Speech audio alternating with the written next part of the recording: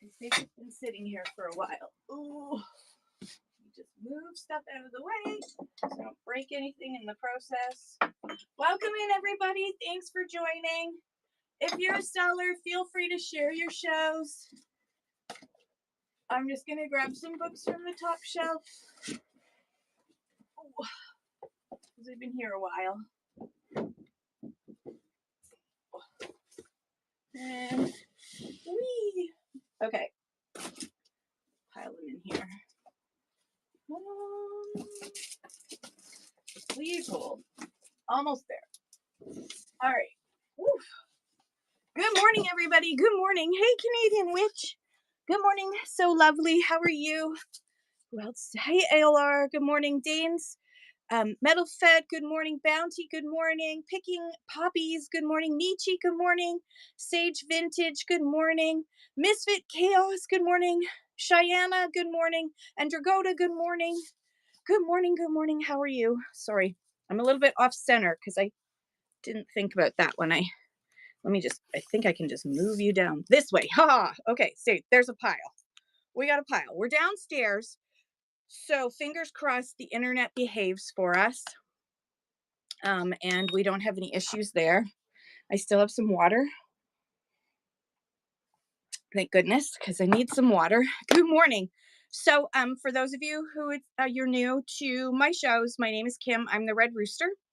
And it's Wednesdays. So we do books and ephemera, and which is paper stuff that normally got thrown out, or things like advertising pieces, like tchotchkes, keychains, that kind of stuff that you didn't, you only used for a little bit and then you just threw it away. It was like, it wasn't meant to be kept, or it wasn't thought that it was going to be kept. Momentary, ephemeral, which means just that it's going to come and go. I'm doing books and ephemera today, Cheyenne. Thursday is when I do all the like estate sale stuff. So the hard goods, that kind of hard goods, like this kind of stuff.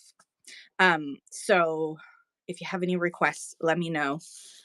So that just DM me if you have particular requests, and I will try to pull as much as I can out that is accessible, because most I have a large inventory because I have a buying problem that I've had a buying problem for my entire life. But it got worse. It got worse. So I have a lot of inventory. So most of it's in boxes, which is why we do a lot of unboxing shows, because most of my stuff is in boxes, and the rest, like, you're getting to see this chaos here. Like, this chaos is this entire room. This is just one bedroom of chaos. I don't have a drug problem. I don't drink. I just have I don't know which makes your life messier. It's definitely is a messy life. It's a messy life. But because I'm concentrating on doing at least 3 shows per week, my husband is has less of a resentment. Slight less resentment. Good morning, Jen. How are you? Kit Kat, good morning. Good morning, I Said Groovy. How are you? And welcome in, everybody. Okay. Because I can't see everybody who comes in if you hide it, unless you say something. It is not, I wish it was organized chaos. It's just chaos. There's nothing organized about it. Okay, Cheyenne, have a great day. Although you never know what the heck is going to be in here that you may be tempted, because I'm a history books girl and a collector books girl. I'm like, yeah. So we've got a lot. We're doing a lot today. So I only have until 2 p.m. Because we have to take Loki to the vets. So I only have till 2 p.m. So that's just kind of your warning that so we're just gonna kind of get going. It's gonna be all just random books. However, if you have a particular request, I am downstairs, which means I am closer to books that I have out on shelves in the near vicinity to me, so I can go and grab them. 13 with ADHD says, only here to watch your show for 10 minutes to earn more gems. I do have a conference call. Interestingly enough, Leah, every time there's a conference call with the community team, um, our whole group, there's some sort of what not balloons. I can't see them. So I'm not in the beta. I know I'm not part of the beta either. So every time I can't see them. I can't see them. Hey, Dave from Alberta, how are you? Oh, I'm gonna run this flash sale in case Donna comes into the house because she asked about this, and I pulled it out. I know what's the damn point. You see it though, and so you're happy, and that's all that matters. I have two of these Key West signs, and Donna, Absolute Flipping Deals, asked to be able to look at them. So there's two of these. So I pulled them out for Donna if Donna comes in. and I've made them a flash sale too. Okay, so let's get into books. Let's just get into books. Okay. How are things? What's the weather like where you all are? Because it was pissing down rain. Oh, sorry. I keep hitting the dang thing. It was pissing down rain this morning, and it seems to have calmed down, but it's supposed to rain all day. And yesterday was so warm that I was like in a t-shirt outside, and I just think that's really weird. I'm sorry, it's March. It's March, and I understand climate change is a thing, but no. Like no. Yes, we do have the same weather.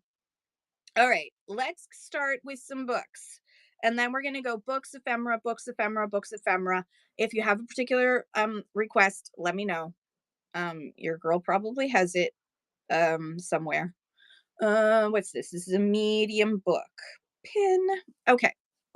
We're going to start with some newer books. We have Alex Kershaw. I'm reading backwards. Escape from the Deep. It is the true story of courage and survival during World War II. In the early morning hours of October 24th, 1944, the legendary U.S. Navy submarine Tang was hit by one of its own faulty torpedoes. It was hit by its own faulty torpedoes? Jesus, Murphy. Yeah, we didn't get any snow. We didn't get any snow. We were supposed to get snow. We didn't get any snow. Copyright 2008. So Escape from the Deep, a book about a World War II submarine that the United States torpedoed themselves. Sounds familiar somehow. Okay. I'm gonna run this for just $2 because it's about the US, so it's probably not gonna be as popular. $2 for Escape from the Deep by Alex Kershaw, 2008. The true story of the courage of and survival of World War II people who got torpedoed by their own torpedoes. That's a technical term. Okay. Ooh, here we go. Oh, this book is called Underdogma: How America's Enemies Use Our Love for the Underdog to Trash American Power. You poor things. You really do think that the world's against you, don't you? The world's only against you because you keep bombing the world. David versus Goliath, the American Revolutionaries, The Little Engine That Could, Team USA's Miracle on Ice, the Star Wars Rebel Alliance, Rocky Balboa, American Idol, the Jamaican Bobsled Team, and the Meek Inheriting the Earth. Everyone loves an underdog. Why is that? The American Revolutionaries were actually, sorry, America, but the American Revolutionaries were actually the people fighting, the majority of the people fighting were from France. They were French. They weren't, they were French. Your mythology doesn't understand that it's actually the French that helped you win the war. General Washington actually fought under a general from France. But Medicare myths. 15 myths we've endured about the Canadian healthcare system by Dennis J. Furlong, MD, former Minister of Health from New Brunswick. This book can change the Canadian Medicare system. Dennis Furlong is no ordinary physician, but a physician politician, a former Minister of Health in the province of New Brunswick who has found workable answers to our Medicare problems. His book is a provocative glance into a sustainable future. Ooh, good morning, PB&J. Good morning, everybody. We have a sustainable future here. Medicare Myths by a Canadian Medicare Myths and how to solve it. All in this book. All you need to know. It's very short. It's not very long, but it has graphs. So there you go. Oh, here we go. Getting Back in the Game, a Foreign Policy Playbook for Canada by Paul Heinbecker. Getting Back in the Game crystallizes Paul Heinbecker's impressive experience and analysis at the active center of Canadian foreign policy for more than 30 years. When did you write this, Paul? Because foreign policy's changed a wee bit. 2010. Has Canada lost its place in the world? No. Are we destined for a future as a middle power? Yes. Denied a seat at the grown-ups table? No. A wee bit. It's changed a wee bit. But anyways, this book about foreign policy in Canada, Canadian foreign policy. If anyone is really interested in Canadian foreign policy, this here is the book for you. All right. Thank you for looking at that. What else do we have here? Oh, let's do some ephemera. We're going to do ephemera. Why am I pointing at this thing instead of using the other phone? Ephemera, please. Boop. There we go. Ephemera. Okay, so I have a pack of, I'm just going to double check the weight so I don't screw myself on shipping. I have a pack of antique postcards from, photo postcards from, it looks like all France. Ooh,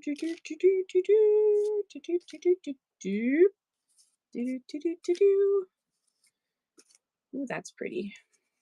I'll show the backs afterwards. Sorry. I should be doing it like this, but I forgot. Hang on.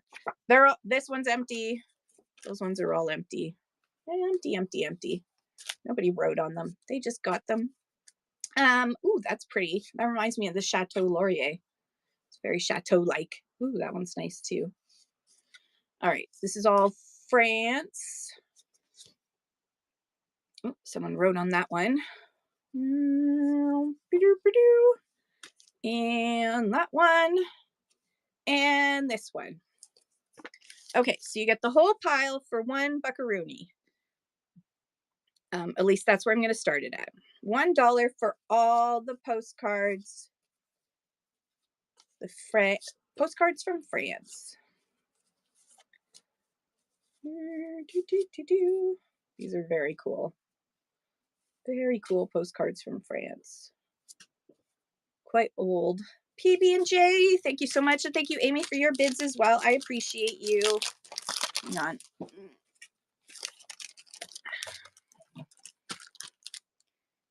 PB&J. Thank you so much. That's going in there. All right. I need to grab some more of these. Oh, actually, I can use these ones up. I'll use those ones. They're misprints. Okay. More. Welcome in. Hey, Blue Eyes, how are you? All right. Next one up. It looks like more from, that's Paris.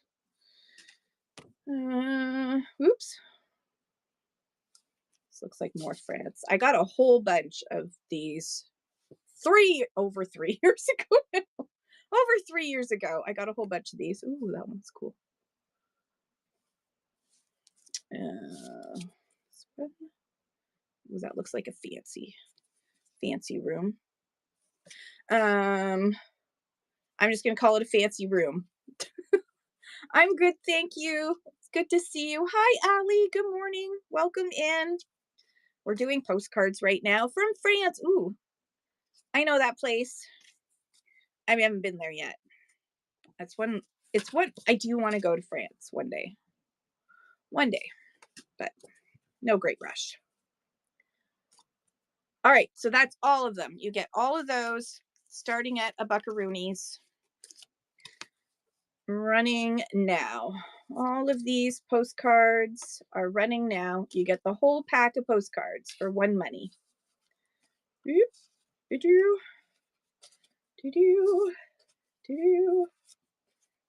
PB&J, thank you so much. I'll put those with your other postcards. Thank you, thank you.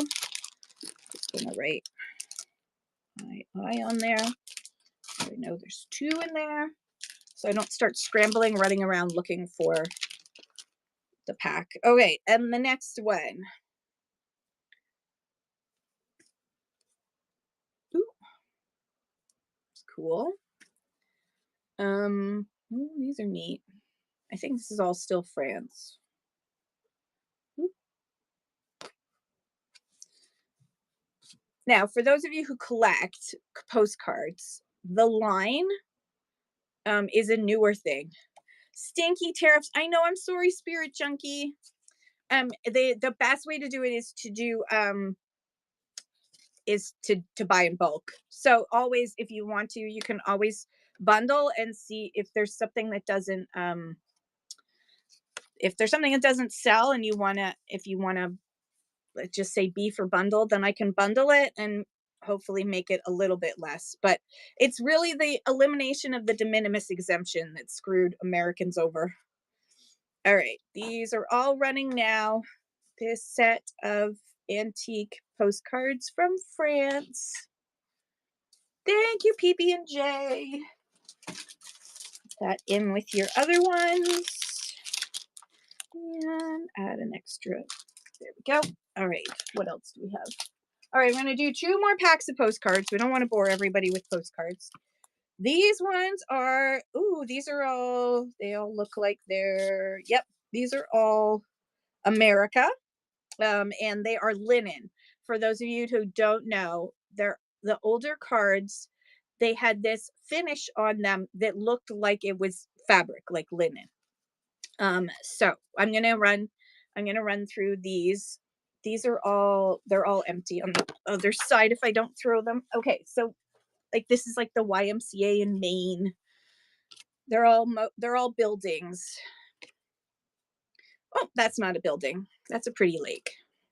Nope. Now I have the YMCA song in my head. It looks like we've got some repeats here. These are very popular to sell into the States for those who are trying to collect from their hometown or the town of their ancestors. And you're 2 miles. Oh my gosh. You should probably get you could probably set up a PO box over here. And then you could get it sent to your PO box in Canada. I know a lot of Americans who do that. And I know a lot of Canadians used to do it the other way around. Running now, all of these postcards will be yours. PB&J, thank you so much. But I understand that crossing the border is a little bit different on the way back home than it used to be. PB&J, thank you. All right, one last pack of postcards. This looks like another similar linen US. Yeah, it's US linens. So I will go through it faster. They're all blank on the other side.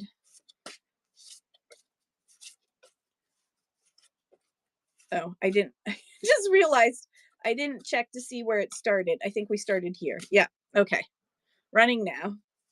Yeah, lots of doubles. This was probably like from a store or something that had a bunch of these. I can't even remember. I know I used to buy ephemera from the States. Thank you, PB&J. PB&J, that's coming to you. Okay, what else do we have here? All right, next up we have some folklore stamp sets. This one is folklore, all different genuine postage stamps inside. They're all kind of pretty. So this is part of this like stamp identifier thing. This unique stamp identifier will help you locate and properly place your stamps in your album like a professional. Woohoo. Okay. Running this now. This vintage stamp collection set with all these different folklore pictures on or images on it.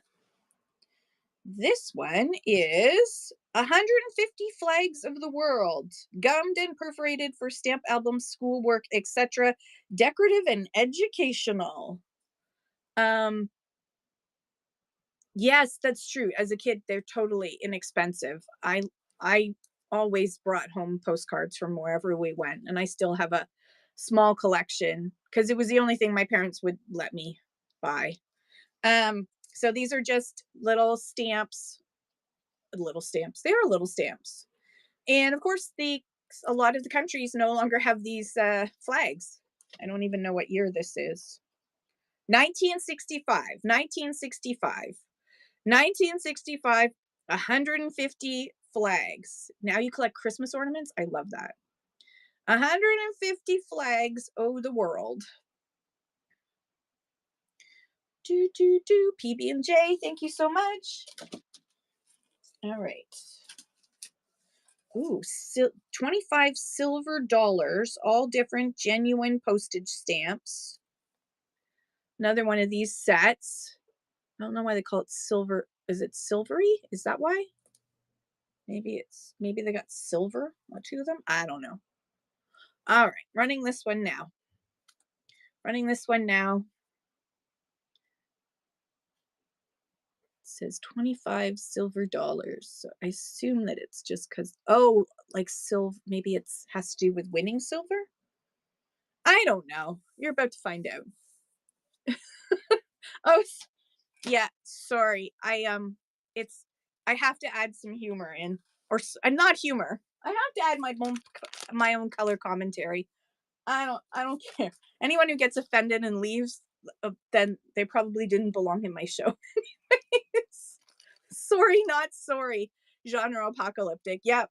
And the TV series released the Epstein files. They're not all released yet, folks. They're not all released. Okay, 124 coats of arms, gummed and perforated. It has been opened and a little bit of damage here. So it's all coats of arms of different countries, I guess. No, I don't know. Whatever. It's a coats of arms.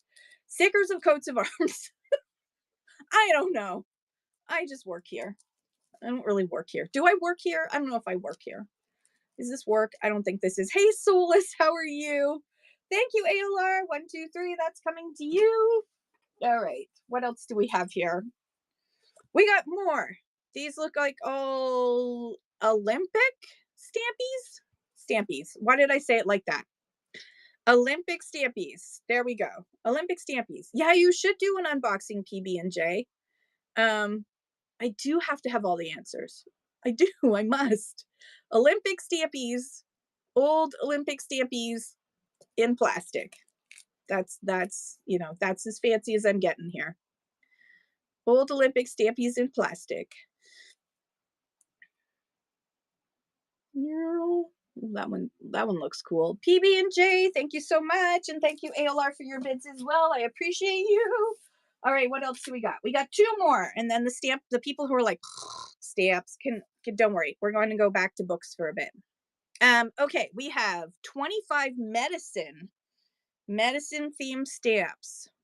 Where do I Spirit Junkie from buying too much? Auctions, estate sales, thrift stores. Yeah. I'm a serial buyer. All right, 25 medicine stamps running now. All medical images. Yeah, I love being able to find out the history of these, and like that's my favorite part is the history of things. That's why I like old things, because they have a story to tell. Like a lot of these have like symbols for different charities, right? And I love that. ALR, thank you so much, and thank you for your bids as well. PB&J. Okay, the last one. I can't tell. It's a little beat up. This one says American Heritage Series, number 11 of a series of 12 non-duplicating Americana packets. But this is Liberia. These are Liberian stamps of Americana. Okay. You know what? Liberia was formed as the from um, black slaves who returned to Africa and formed the country of Liberia. And yet somehow they're selling back to Americans stamped, yep, rerunning. Somehow they're selling back to Americans their own imagery. I like the irony in that. I really do like the irony that of that. Good old Liberia. Good for you. Pull them in, Liberia. Get some extra. Thank you, PB and J. Thank you, ALR, for your bids as well. Okay, what else? Let's do some books for a bit, and then we'll come back to this. Grab a handful of books.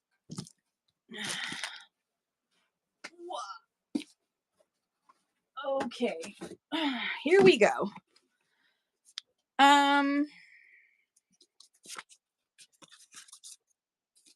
All right, The Cult of the Dead Cow. I gotta weigh it first. Duh, Kim, you do know what you're doing here some days. And other days, not so much. 11, 1, a medium. Okay. I can't speak English today. On the color of a rolling stone. Cult of the Dead Cow, how the original hacking supergroup might just save the world.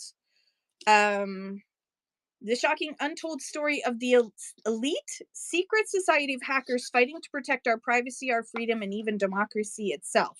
Well, that ain't working out so well. This was 2019. This was written in 2019. They better get back to what they were doing. I thought there was a hacker that was going to release stuff, but I guess they're worried. I don't know.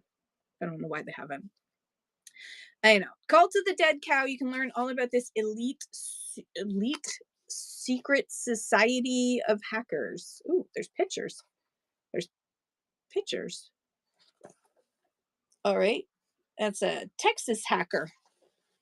Created Ho Ho Con, the first hacking conference to invite law enforcement and the media. Ho Ho Con.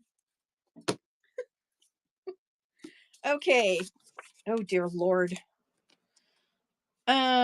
Is God a Racist? The Right Wing in Canada by Stanley Barrett. Barrett's study of an important subject is thorough, wide-ranging, and deeply disturbing. His investigation ascertains what many have long suspected, that Canada has a live fascist movement, whose diverse groups are propelled by the potent and readily available fuel of anti-Semitism and Islamophobia.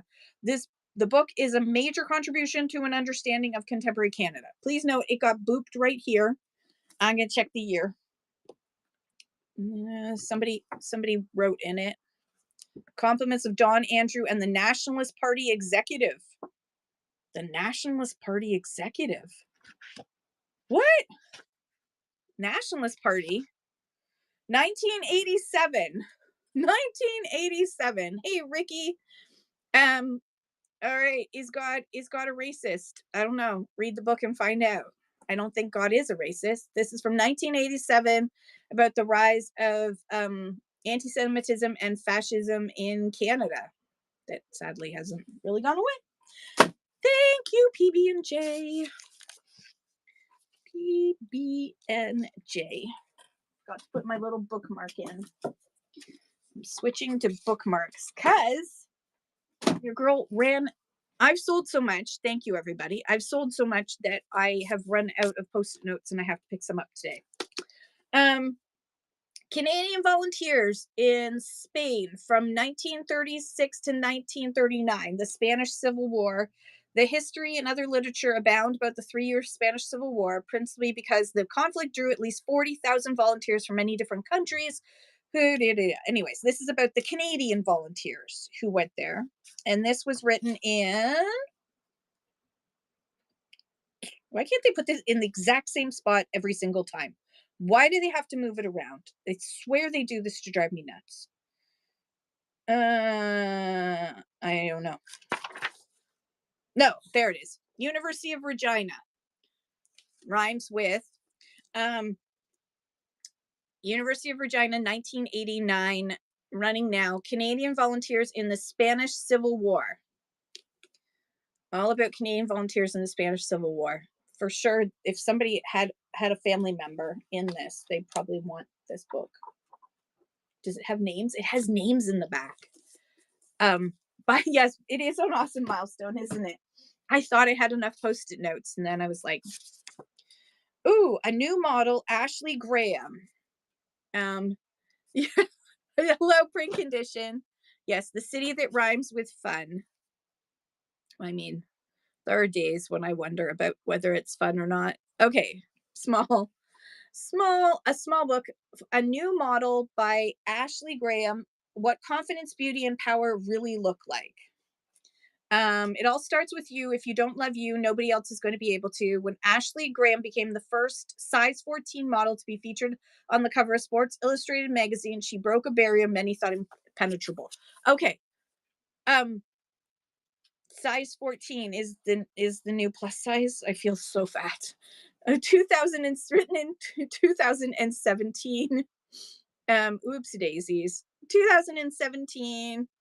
A new model, all about Ashley Graham, who yeah, she looks gorgeous, so I don't know. Size 14, size 18, size 20. If you feel confident, you're gorgeous. A Sea of Words, a lexicon and companion to the complete seafaring tales of Patrick O'Brian. This is very specific. This is an extremely specific book. It is just a number. It is. Although I must say, I just live in leggings. If you meet me, I'm going to be probably wearing leggings. I'm more comfortable. They feel more comfortable. I just feel more comfortable. And I'm not going back to jeans or anything else. Updated to include material from the complete Aubrey Maturin series.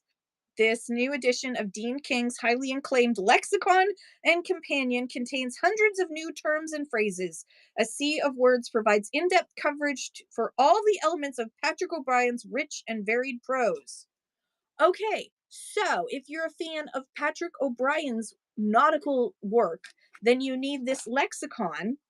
For example, I just turned the page and got to a random page. A fish fag is a female hawker of fish, a fishwife.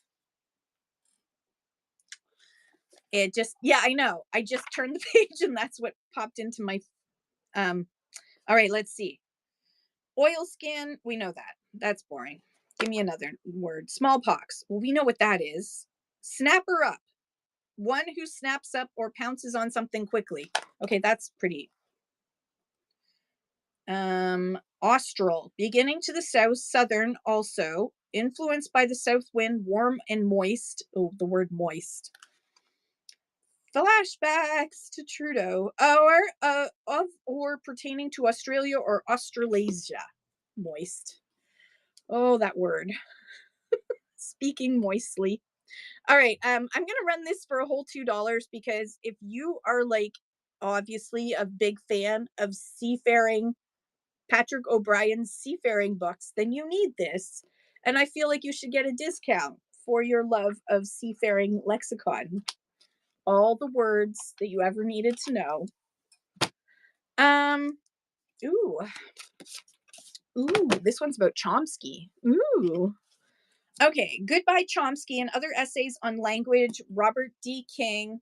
The idea of this book is that language is too interesting to be enjoyed exclusively by linguists. Yes, this is undoubtedly unfair to linguists, not people who speak several languages, but academic linguists. Though this book is informed by linguists, it is not a linguist book, rather a language, not linguist book. It is a book about topics involving language that interest me and I hope will be interesting. Oh my freaking Lord. Its topics include, okay, all right. This guy's a nerd. Its topics include J.R.R. Tolkien's Languages of Middle-earth, Invented and Artificial Languages, Language and Gender, Dialects, American versus British, the Whorf-Sapir Hypothesis, African American Vernacular English, the History of English, Yiddish, etc. Okay, so it does have some Tolkien in there. For those who like Tolkien, there's a whole part of it about Tolkien. So there you go. Linguist book extraordinaire that includes somewhere in here Middle-earth language. It's impressive. Ooh, this one. Interesting. Okay, this one can stay. Oh, ALR, did you just win that? You just won that. Congratulations, ALR. Thank you so much. It's a very cool book. Thank you, ALR. Life During the Civil War. Life During the Civil War. This is a history magazine booklet, written in, drum roll,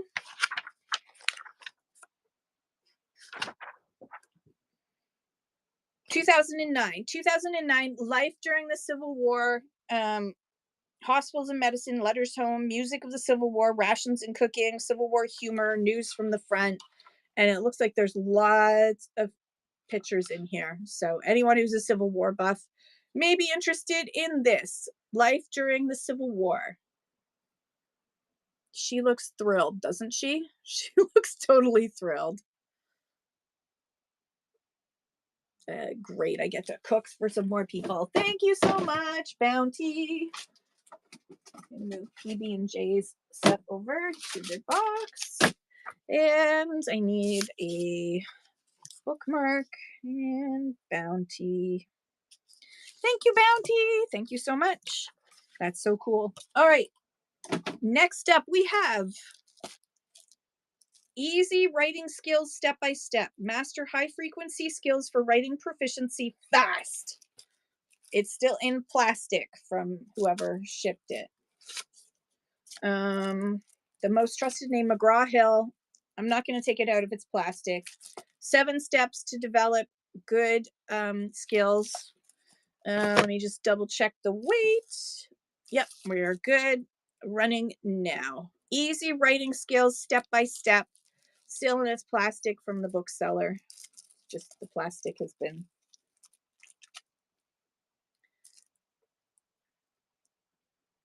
Thank you, ALR. ALR, that's coming to you. 1, 2, 3.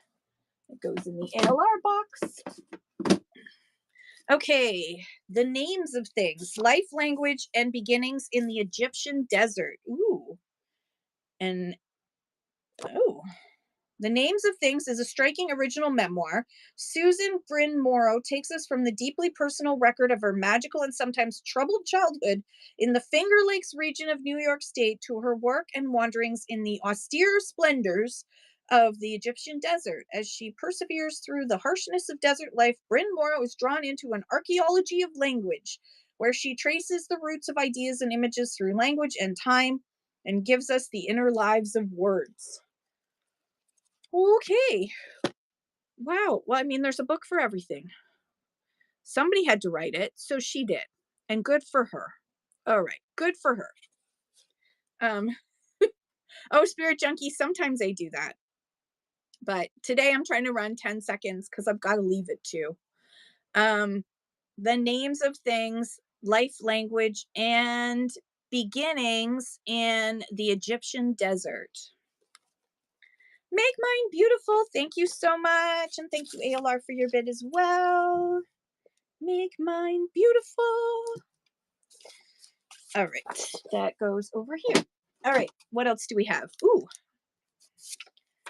Another Civil War book. This one can stay in small. Yes, writers do need to understand. Do you also want, were you here for the ship lexicon? Were you here during this? Where's the shipping lexicon? Did we already sell it? Did we sell the shipping? No, we didn't.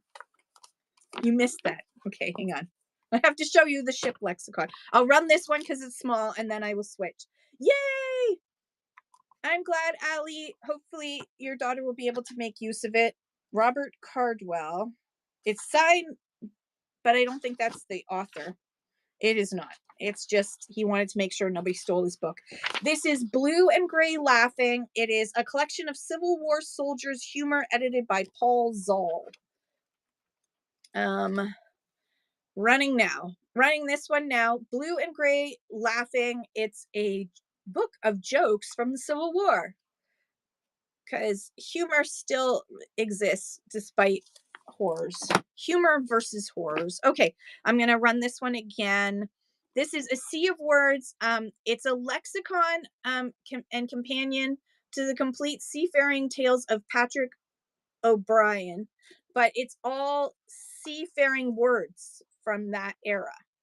So if you're ever going to write a sea shanty story or something, this has got all the words, including, what was that one? Fish fag is a fishwife, basically a woman who sells fish. Ice pudding is a frozen pudding like confect. Well, why is that in here? Pakenham's rudder, designed by Adam Pakenham as a jury rudder. Good Lord. For use in emergency, it used various parts readily available on board ship, including a topmast, a spare something or other. I don't know. Make mine beautiful. Thank you so much. Make mine beautiful. Now you have a whole pile of words. You've got all the words you ever need for your sea going pleasure or not going. All right. Let's see what we have in here. Ooh. Interesting. I don't know much about these, so I'm just going to grab a pile. So let's see. There. These are all promo photos. So I'm just going to grab, I'm going to do 1, 2, 3, 4. 1, 2, 3, 4, 5, 6. We'll do 6 at a time because there's a whole bunch of these. So these are all like, these are all photos that, like, this is Sherry Swanson, ex-Seattle actress. And it's even got a little clip of her. So there's this one. Headshot. Thank you, Jagoda. I'm glad you know. So this is Sherry Lou Sweat as she appeared on the song Old Something. Anyways, the information is there. And there she is in a production. City Zoo. Andy Merkovich Entertainment. Camille Claudel, a film by Bruno somebody. And then there's this one.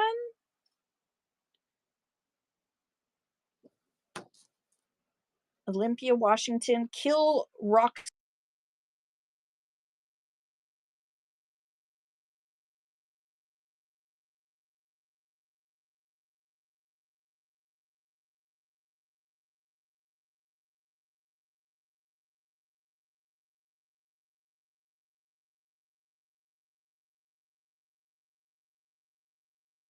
And the Caribbean Jazz Project. I wonder if any of these folks ever went on to do anything else. I don't know. All right. Back to ephemera. So this is 6 headshot or promo pictures. Boop. And we're going to run that for $1. Running now. 6 promo headshots.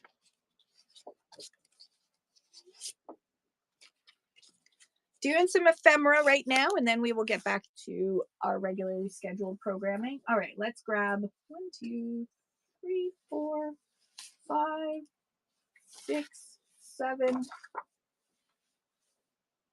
8, 9, 10 this time. We're gonna do 10. Some of these are like movie promos too. All right. 10. So we've got these folks, Caustic Resin.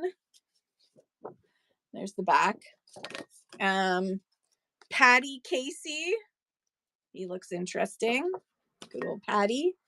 AC Cotton. I guess these are bands. Junkyard Jane. Oh, this one's cool. This looks like it's an old movie still. Gavin O'Connor, director of Tumbleweeds. 1997 photograph.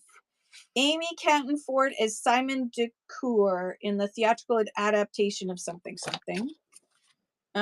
Universal Studios 1985. I think she was on like one of those like All My Children type things. This is Pete Grimes, according to the back, and this is from Losing Isaiah 1995. Losing Isaiah. I assume this is the director of Losing Isaiah. All right. You get all 10 of these for one money. All 10 of these running now for 10 seconds. All 10 of these promo, stills, photography. Actually, kind of cool. Hello, how are you? All right, we will skip the promo. I'm going to skip the rest of these, because there's a lot. So we're going to skip, since there's no interest right now. Unless I see somebody famous, but I probably won't. It's a lot of directors. Yeah, a lot of directors. So we will skip that for now. Maybe I'll do one whole box lot of these at some point. We can do that. We'll do a whole lot of all these promo pictures. Who knows? Somebody might want them.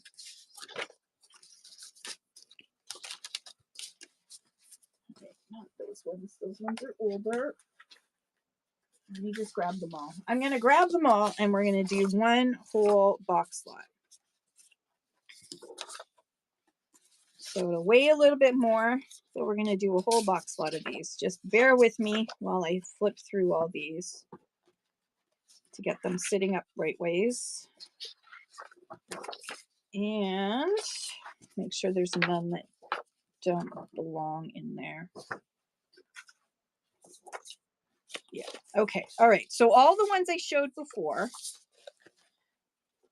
plus some more. There's a whole bunch now. It's a whole pack. So this is going to go in medium, because this is how much it weighs. It's medium. Boop. But we're going to start it at just $2 for all of these. And I'm going to give myself 45 seconds to go through it all. Okay. So you get all of these pictures.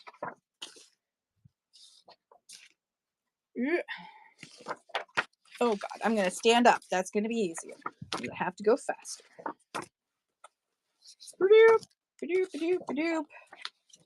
Ah, they're just flying now.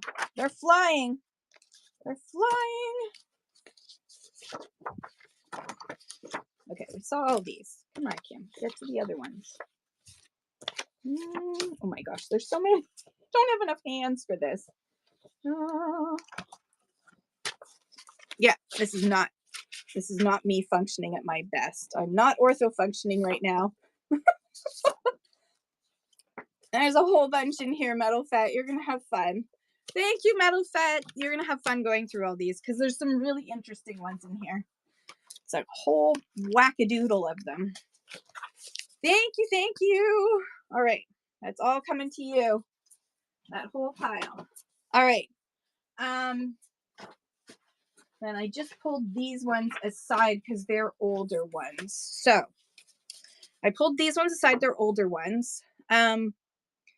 This one is Conrad Heroin, Youthful Betty Field. This is Youthful Betty Field. This is an image of a soldier on a horse. It's in den Bakum Fastfoten. Yeah, no. I don't know.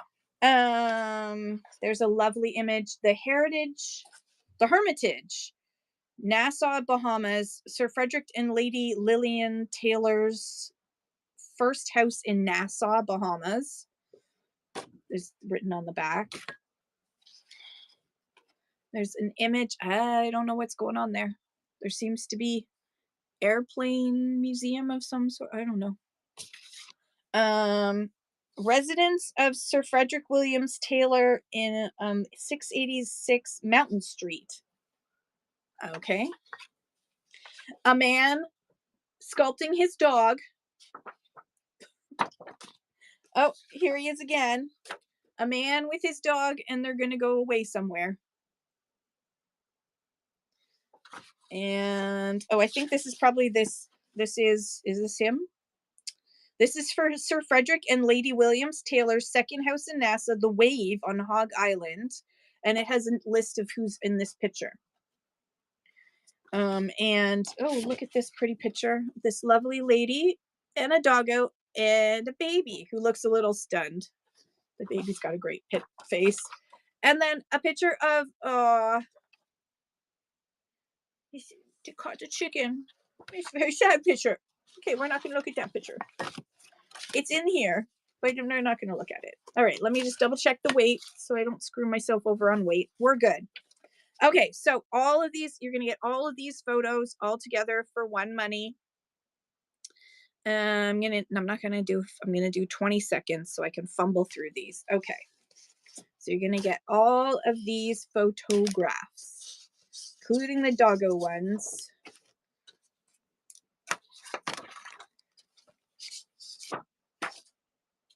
They look like they got really great history in them. That's what I love. This one too. And then this one, and then the one where the dog is hurting the chicken. Thank you, Metal Fat. That's all coming to you. Okay. What else do we have in here? Ooh. Ooh, pretty. Okay, let's see.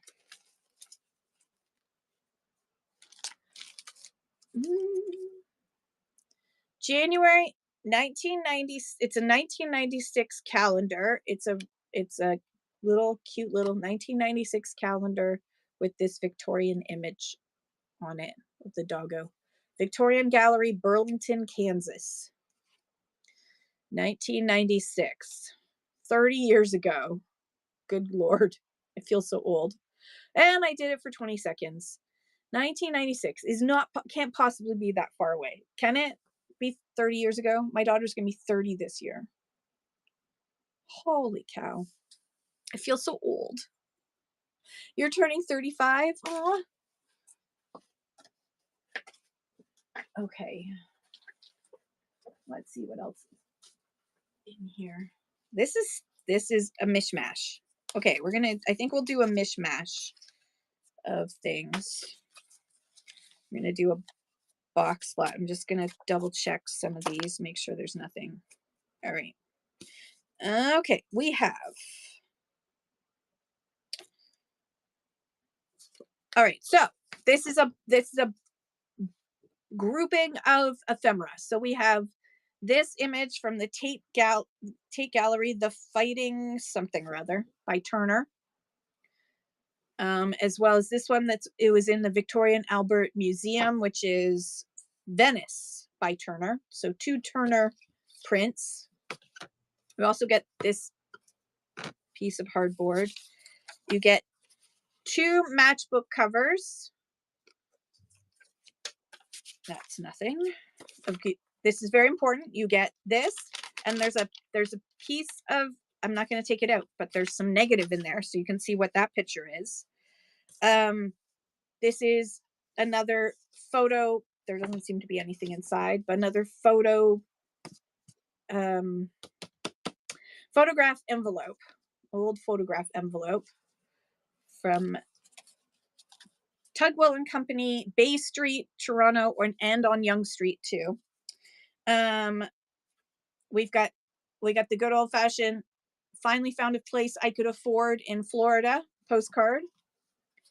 We have a little Christmas bell piece of ephemera, and it's just a little folder. The picture's no longer there. A little folder and the 1996 calendar all together. One money for the whole kit and caboodle. 10 seconds running now. You get all of this ephemera for one money. Ephemerama box lot. Thank you, ALR. That's coming to you. Put that in the ALR box. Thank you. Thank you. Okay. What else do we have in here? Ooh. Trent Severn. Actually, no, I need that for the boat. What am I thinking? I need that for the boat. Okay. Tropical Wonderland, North Queensland, Australia. North Queensland, Australia. Doesn't have a date on it. Looks fairly older. North Queensland, Australia. Little tourist book. Running now. Queensland, Australia. Looks lovely. I'd be down to go there. Ooh, what's this? Antwerp.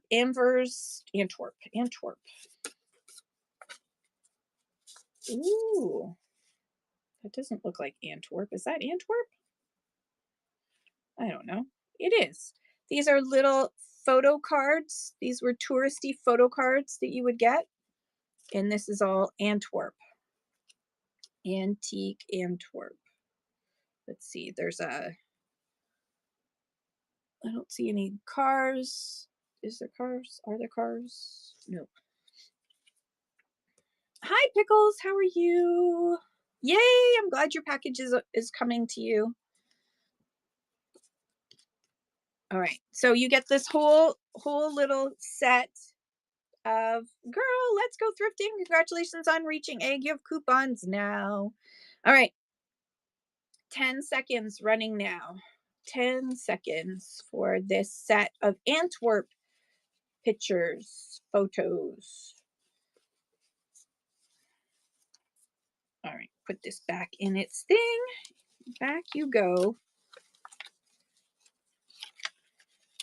Imagine somebody went to Antwerp and came back and brought that all the way back and then saved it. Oh, you're almost there. You're almost there, Metal Fett. What else do we have here? Hallmark plans a party. Table centerpiece. Look at this table centerpiece from Hallmark. What year is this? Now it's opened on the bottom. So let's look and see what's in here. Got this little, I assume that's the bottom. And there's some little bits in here. I assume that's all part of her. Yep. Somebody saved all the little bits of this. It looks like. Table centerpiece. Oh, yeah. There she is in all her glory. Yeah. So, this table centerpiece is in here from who knows when. Let's put it all back together. Oh. Okay. Running now. Table centerpiece from Hallmark. Starting now. How cute is that? It's so cute. It's so sweet with her little hat and everything. So sweet. Thank you, ALR. That's a fun little pickup. All right, what else do we have here? Ooh, this is big. Good morning, Shelby. How are you? Oh, it's empty. It's big and empty, so I can use that for shipping. I'm gonna use that for protection in shipping. Oh, Merry Christmas, sweetheart. Look at that. Merry Christmas, sweetheart. It's got a little ribbon and everything. Oh, really? That's so nice that you have that memory. I love you, dear. The sweetest words that anyone can say. For love creates the world anew and gladdens every day. And love means courage, trust, and faith, high hopes, and glad dreams too. It means that life is wonderful because it's shared with you. And I wish you every happiness this Christmas season. How sweet is that? It's all shiny too. Ooh. Yep. It's all shiny. It's all shiny. A Gibson. This is a Gibson design. I'm going to put there's still there we go. All right. This Gibson design from a while ago. Doesn't say when. Just says copyright. Doesn't say the date. I'm doing good, Shelby. How is life for you? All right. Thank you for checking that out. Where am I going to put that? Over here. Oh, rabbit production. Farmer's Bulletin number 1730. Rabbit production. Let me just double check the weight. Don't mess myself up on weight. Okay, we are good still, I think. Or no, I changed the ephemera, didn't I? I'm messing myself up on weight. There. Extra light? No. Mini. No, small. I'm all right. Okay. Rabbit production, Farmer's Bulletin number 1703 from the U.S. Department of Agriculture from 1950. 1950. And on the back it is prevent farm fires. So 1950 rabbit production booklet. Running now. Wabbits. Cute little bunny wabbits and how to these produce meat. If you're okay with eating wabbit, these produce meat. Wabbit production. All right. What else is in here? Ooh, does anyone have a Sears Kenmore model as model 1774 zigzag sewing machine? If you do, and you're missing this, good news. You now have it. It's in English and French. So the Sears zigzag sewing machine with all the instructions, your manual. What else is in here? Ooh, needle threading shuttle for better stays. Oh, okay. What else do we have in here? What is this? Heath's animation equipment supplies and services catalog. What year? I don't know. All right, so back in the day when animation wasn't digital, this is the catalog. Heath's catalog of animation supplies. And actually, this is a really cool, the way there's the little information sheet. Look how cool. They've like made sure that they animated it. So it's all of the animation supplies that you would need for animators, like Disney and all that. This is all the stuff. Oh, I will grab that. That's just supplement page. So all the enlargers and it's all here. Very cool. All right, animation supply catalog. I will run that now. Animation supply catalog. Heath's animation supply catalog. Looks like 60s or 70s, it feels like. It doesn't say. Well, maybe it does on here. 1979, because the price list is from 1979. 1979. Holy cow. All right. Go over there too. Hello, Angela. How are you? Oh. Okay. Cute. Let's double check the weight. We are good. So I can put that back in ephemera. Boop. Okay. So we have, look at these maple leaf cutouts, probably for like school decor, fall decor. There's 3 of them. Get 3 vintage maple leaf cutouts for $1. Running now. Vintage maple leaf cutouts. We're gonna switch back to books in a second because we have a ton of ephemera and books. Okay, thank you for looking at that one. What else is in here? Oh, look, it's my P-flag pin. Put on my P-flag pin. Morning. Hello, how are you doing, Angela? Okay. There. I just found one of my P-flag pins. Cool. All right. The American Motors Century. Let me just double check the weight. We're good.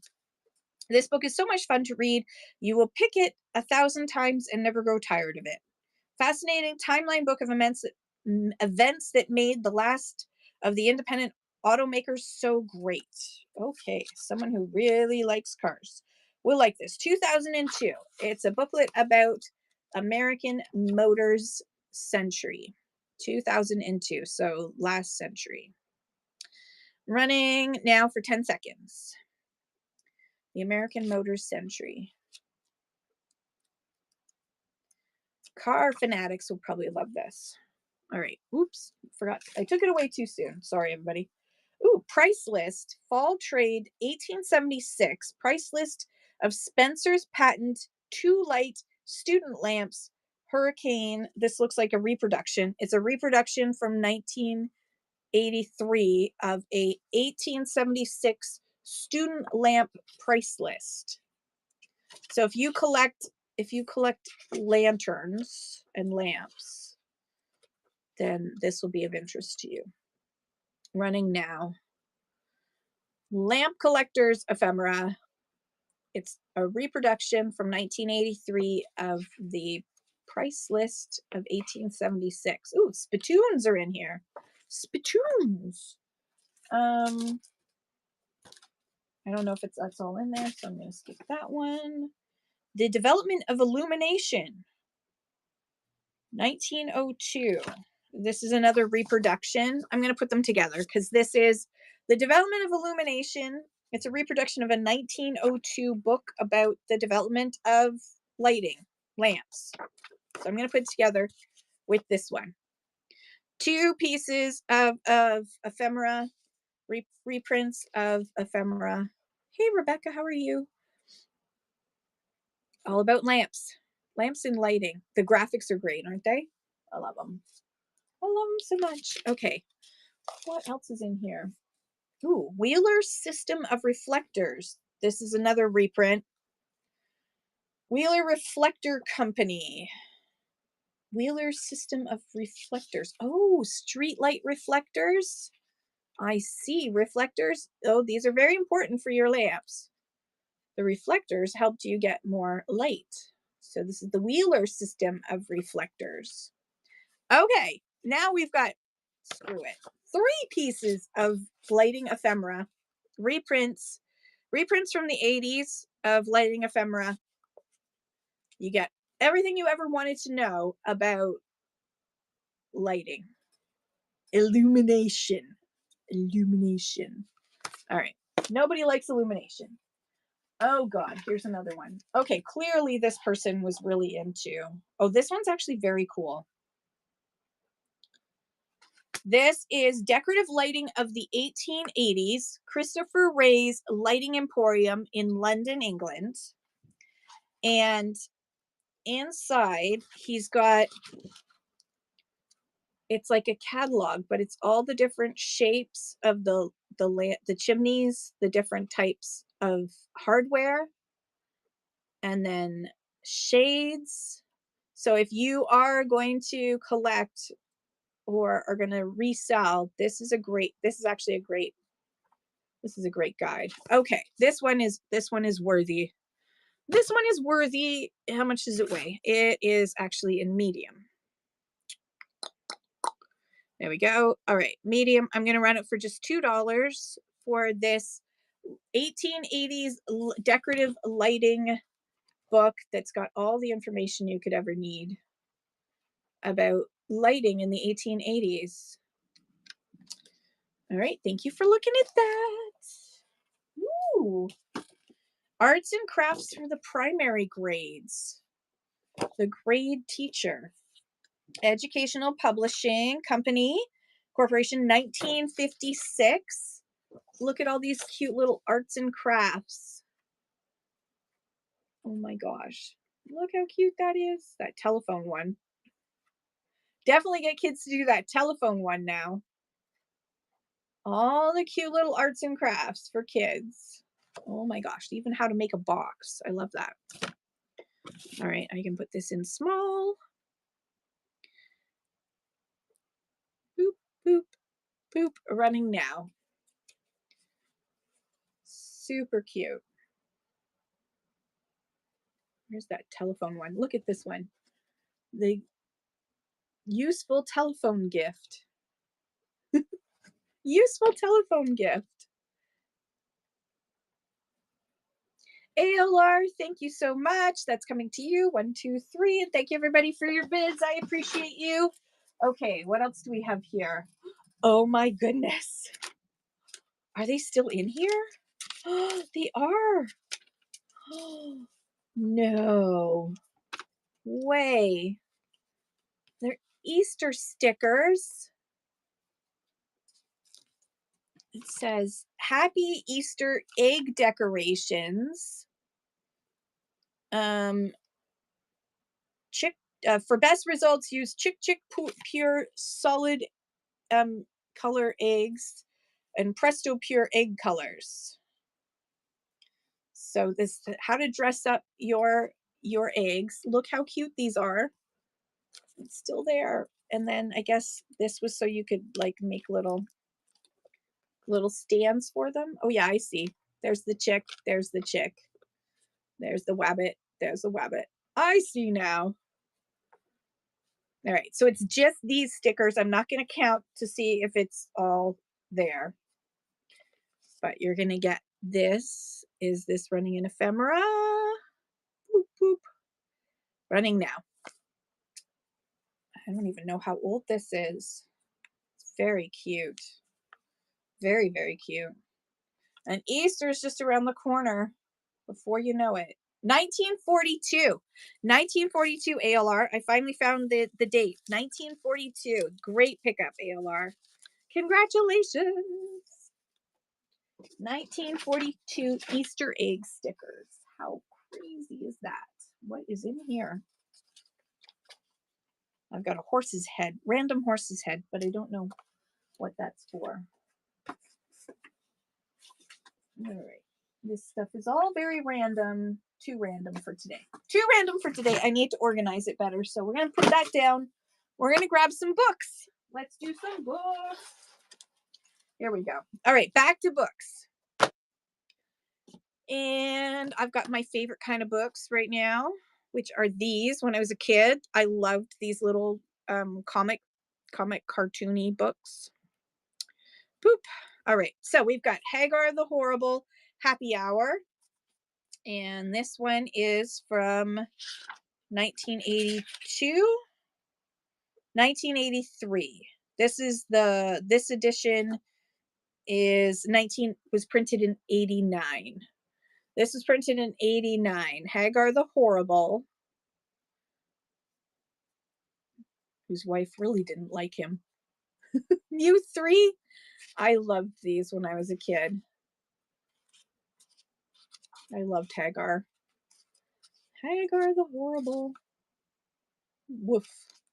Bounty, thank you so much. And thank you everybody for your bids. Bounty.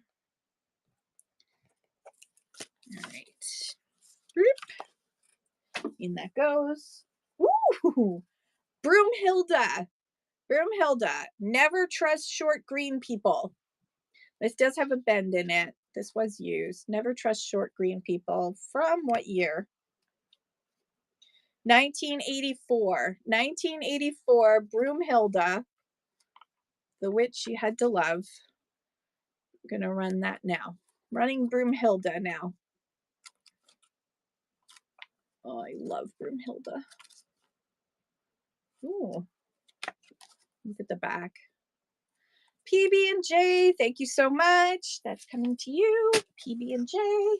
Ooh, Beetle Bailey behind the 8 ball again.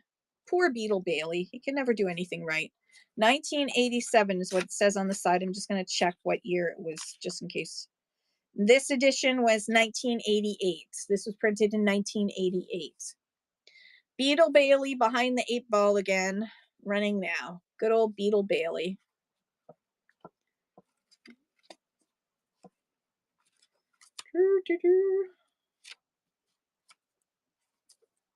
It's in pretty good condition. Bounty, thank you so much, and thank you for your bids as well. PB&J. Bounty. Go. And there that goes. Ooh. 1970, 1971, People's Friend Annual. Along life's hurried way, how sweet to pause in a flowered-filled retreat where mellowed walls and quietness with peace the jeweled moments bless. So People's Friend Annual, let me just weigh it so we can bring up the right weight. And then I can show it. Okay. 1970, 1971, People's Friend had like a lot of stories in it. They were all like short stories. Oh, look at that.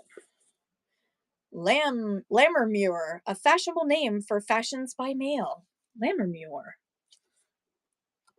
I love the illustrations in here. Are there more ads? I love it when there's ads. Oh, yep, there we go. There's ads. Oh, she doesn't look very happy. All right, running this one now. People's Friend 1970-71. Yeah, running now. People's Friend 70-71.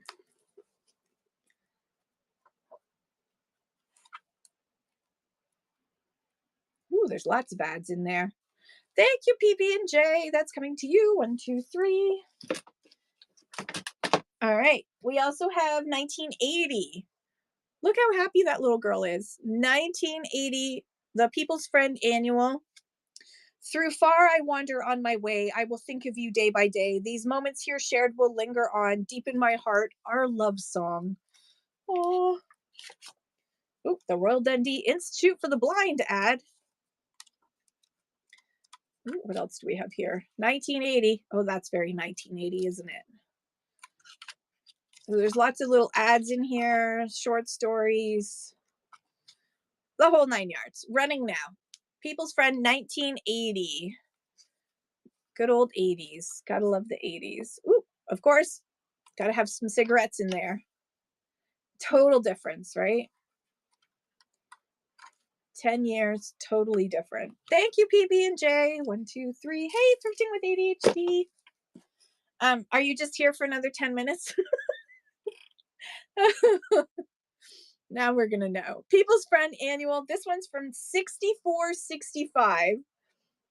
You never read the list. It was that boring. I understand. This one says, linger a while and let the peace of ageless grace fall on the heart. Rejoice in beauty and go on, renewed by nature's wondrous art.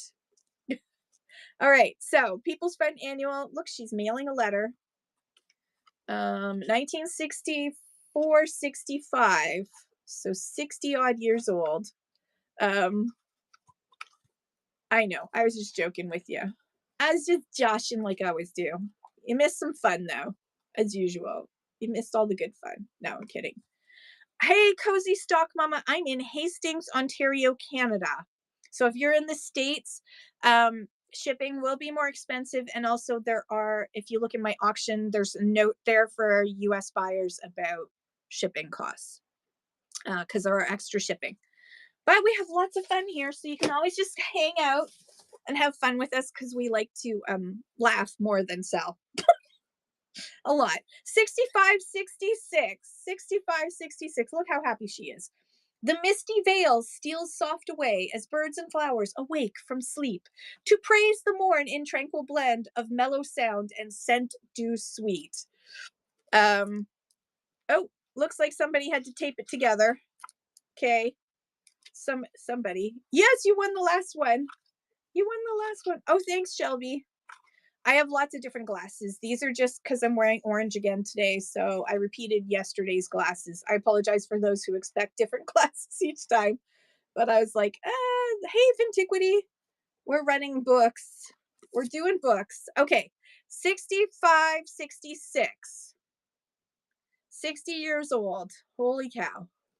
60-year-old People's Friend book. Oh yes, all of them. You would want all of them, of course. All right. So I'm gonna do a poll. Let's see. Let's do a poll, because it's now time where I've done the stuff that's right beside me. So next question mark. Ephemera. I can't spell ephemera today. Or books. Start. Okay. You vote. What do you want? Books or ephemera? People's choice. Books or ephemera. I got both beside me. Oh, the lighting books. Yeah. The lighting books might be of interest. Ooh, I might be able to tempt you. The egg thing was really adorable. ALR got a great deal on that. There's a whole bunch of lighting books here. These are reproductions, and this one's from Decorative of the, anyways, they're very cool. So I'll put them aside, Nuria, because I know you're trying to resist temptation. But all right. Yeah, no one bid. No one bid on them. You're right. You are right. No one bid on them. So I can, if you want, I will run them just in case you want to be tempted by them, or someone else wants to be tempted by them. Are we in medium still? We already are. Okay, so you get, this one is the decorative lighting of the 1880s, and it's got, it's like a, it's everything is in here. Hardware. And then this one is the development of illumination. It's a reprint, as well as this price list, a reprint of a price list. This is another one that's a reprint of the Wheeler system of reflectors. It's very specific to lighting. So I will run that now for $3 for the whole kit and caboodle, just in case. Just in case anyone's interested. All right, and then once this ends, which is now, I'm going to end the poll in 5, 4, 3, 2, 1. Ending poll. Ephemera has won. All right, ephemera it is. Why, perfect. Ephemera it is. So let me pull up ephemera and pin it, and let's look for some more ephemera. All right. Oh, this actually, this can wait. This can wait. Let's go through this. Oh, this, oh my gosh. This, I love this. This is, oh, I love this one so much. Okay, so this is a copybook, and this was a way for you to practice your writing. And this is from 1881 copybook. Now, it does have some water damage, but this is 1881. This is the, I'm just going to take the cover off for a second. There's the cover. This is the Spencerian system of penmanship, and what this has been filled in. So this was pre-printed. This was your example here. Each one of these is a little proverb at the top that was pre-printed, and then you had to practice your penmanship by perfectly writing it out. And this young person named Howard Miller, who did this in the 1880s, Howard Miller, he, look how perfect his writing is. And each one of these is a little proverb, like, love must be given, it cannot be bought. Many true words are spoken in jest. Undertake no more than you can do. Virtue becomes stronger under burdens. It's 1800s homework to practice your penmanship, and this guy had perfect penmanship. So this is the book that the kids would have, young people would have, and this young man named Howard Miller, this is his copybook cover that he used, because you would want to cover your copybooks so you didn't get wrecked. Was part of the Spencerian system of penmanship. So you can have this awesome piece of 1880s educational. Now, I'm not going to run it for $1. It's going to start at $3, which is still a bargain, but it's just such a cool piece of educational history that it can't just go for $1. It is so very cool. Spencerian copybook cover from the 1880s. And Dragoda, congratulations. I know, I don't know why they don't teach cursive, although it's a great way for us older folks to write things that then the children will not understand. Thank you, Dragoda, for that. Congratulations. That is a great buy. That is a really great buy. Put that there. Okay. What do we have here? Progressive Euchre. Oh, how cute is that? It's a little booklet about progressive euchre by Robert Schneider of New York. So how to play progressive euchre. So kind of like a cheat sheet for the table. Progressive euchre. It was way too cool to pass up. You were totally right. All right. Progressive euchre. It looks like it's quite old.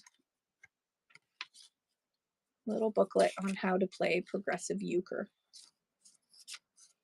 How cool is that?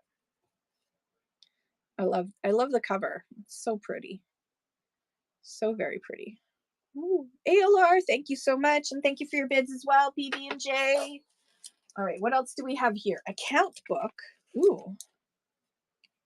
Facsimile of medal received 1887. This book will save many young men from physical and moral degeneracy, and its reading will harm no man.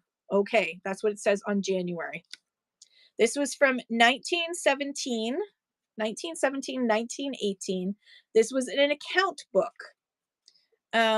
Facsimile of medal received by Dr. J.J. Edmonston at the International Medical Conference.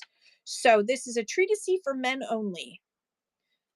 Scientifically treating diseases of the genitourinary organs. Dr. Edmondson is a specialist of long and great experience in the treatment of diseases of men. Many thousands of patients afflicted with some variety of genitourinary disease, having consulted him either personally or by mail during the 30s. Oh my goodness. Okay, he's got all kinds of information about restored to normal vigor, partially paralyzed, nature's warnings. Yes, that's true, Bounty. Removing the cause, something to live for. Oh, the grave danger. There he is. This is the guy who wrote it. This is the doctor who wrote this little guide, which also had like a little accounting pages, but it's all about men's health. PB&J, thank you so much for your purchase. All right, so gonna run this one now. 1917, 1918, Men's Health. These are very collectible because anything that has to do with sex of the old days sells really well online, let's face it, because it's about men's genitourinary diseases and issues. Those good old ALR, thank you so much. That's coming to you. 1917. That's crazy how old that is. All right, we have 3. I think there's only 3 in here. Yeah, there's only 3. 3 football club cards. These were little collector cards for football clubs in the UK. 1958-59. This is Portsmouth Football Club. And we have Blackpool Football Club. And PB&J, look at you. You're just buying everything. Thank you so much. I appreciate you. As well as Motherwell Football Club, which, by the way, my grandfather was born in Motherwell, which is in Scotland. In fact, the bakery that they had was right across the street from the Motherwell train station, I found out when I looked it up. I was going to go see. But 3 of these awesome football club cards from 58-59, including Motherwell. Bounty, thank you so much. 1, 2, 3. Thank you as well for your bids, PB&J. All right, putting this in a little thing for you. So it's protected and Bounty. Gonna need some more stickers in a second, Kim. Yes, you are. Oh, wait, I did bring some. There they are. Okay. Right, what's next? Aw, memories of baby days. Memories of baby days. Oh, I love that. I love that idea. The mileage count. That's a great idea for the mileage. So Memories of Baby Days. This was from 1923. 1923. Printed in New York City. It wasn't used. Look. 1923 baby book. A baby memory book where you're supposed to put all of the memories. PB&J, you're going crazy. Thank you so much. There's a lot of stuff in that. I'm sorry, my buy it now is like chock-a-block today. I just couldn't decide what not to put in.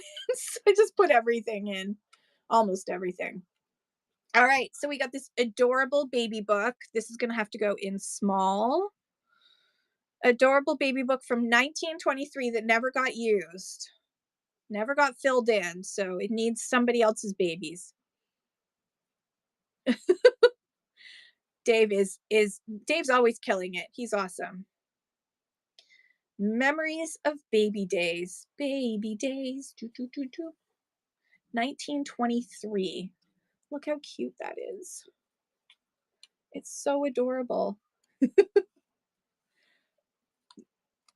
Thank you, ALR. Thank you, everybody, for your bids. This is such a great pickup. Thank you, ALR. It's going in your box. What is this? The friendliest of greetings. One thing I'd have you know about these handkerchiefs I'm sending is that, oh, it's not in here though. Oh, you know what? I can put a handkerchief in here. All right, we're going to put a handkerchief in here so that it makes sense now. Okay, so thank you, Dave. You're awesome. So this is, I put a handkerchief in here so that there's one in here. It's a cute little handkerchief too. So you would send, it would be lying flatter than this one is. You would send a little handkerchief to somebody. And this says, one thing I'd have you know about these handkerchiefs I'm sending, that though in time they'll all wear out, my friendship's never ending. Oh, isn't that sweet? It's so sweet. All right, I'm gonna put this back in ephemera. Pin, talk, run. Running now, and you get the cute little handkerchief as well. Sweet little gift. I mean, why don't we do this? We should do this more. Thank you, ALR. Thank you, everybody, for your bids. We should do that more. Don't you think? We should like have practice, not just like, I think they should be practical. Ooh, so pretty. Okay, my ephemera girlies are gonna, and gals and boys and everybody else in between are gonna love these. It's 1, 2, 3, 4, 5 calling cards. So this is, if you went to someone's house, you would have a calling card, because you wouldn't just be in, you just wouldn't walk in. You would have calling cards. So this is John Pugh's calling card from Hannibal, Ohio. There's John Pugh's. Here's Wesley W. Walker's. Look how cool his is. Good old Wesley W. Walker had a very cool one. Then this one looks like somebody, she wrote it herself because it bled through. Annie's. Here's Annie's calling card that she made herself. And then this was another printed one, A.W. Yarnell. We should do this again, yes. And then this is Lisa. I think that's a Lisa Moore. Lisa Moore. So you get all 5 of these old antique calling cards that you would have left to announce who you were before you were introduced to the people of the house. 5 really cool calling cards. I kind of like Annie's because she did it herself. PB&J, thank you so much. That's coming to you. Let me just put that in a baggie so it's protected. There we go. PB&J, that's going in your box. Okay, what else do we have here? Hints for food and health. Oh my gosh, I love, look at this imagery. Love the fact that it's shiny too. Hints for, that looks like it needs to be framed. Health. All right, hints for health from this just Lydia E. Pinkham's vegetable compound is the best for women's ills. So is Lydia E. Pinkham's blood medicine. The best blood medicine for every man, woman, or child. So this is, it's got nut bread. It has pains in my back and sides. I don't see a date on here. Somebody's filled this in. And then there's attention. A most useful and attractive present will be sent you free if you will return this page with answers to the following questions. How many copies of this book were left for you where you found one? Too young to know. So it doesn't have a date on it, but it's Lily. Hello, AHJC. Lydia E. Pinkham's blood medicine and vegetable compound. So running that one now. Running this one. So cool. Grape nut pudding. Oh dear God. Chocolate rice pudding. Jelly roll. Filling. And there's also kind of like all these hints in here about what you should do, like the happiest woman. The happiest woman. Oh, good news. If you wanted to be the happiest woman, ALR, thank you so much. Great grad. Thank you everybody for your bids. She then told me of a woman she knows who took Lydia E. Pinkham's vegetable compound for the same purpose, and it helped her greatly. I took about half a bottle and found that the following month I did not suffer any pain. Ooh, avoiding pain. I like that. You take Lydia's vegetable compound and you don't have as many period pains, I guess is basically what they're saying. Thank you, ALR. Thank you, everybody. Okay, what's next in here? This is such a fun box. Oh, this is cool.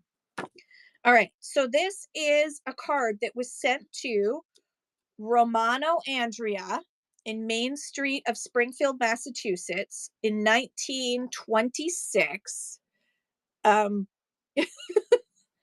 It's okay. We can, you're far enough away from most of us that we can't get to you fast enough.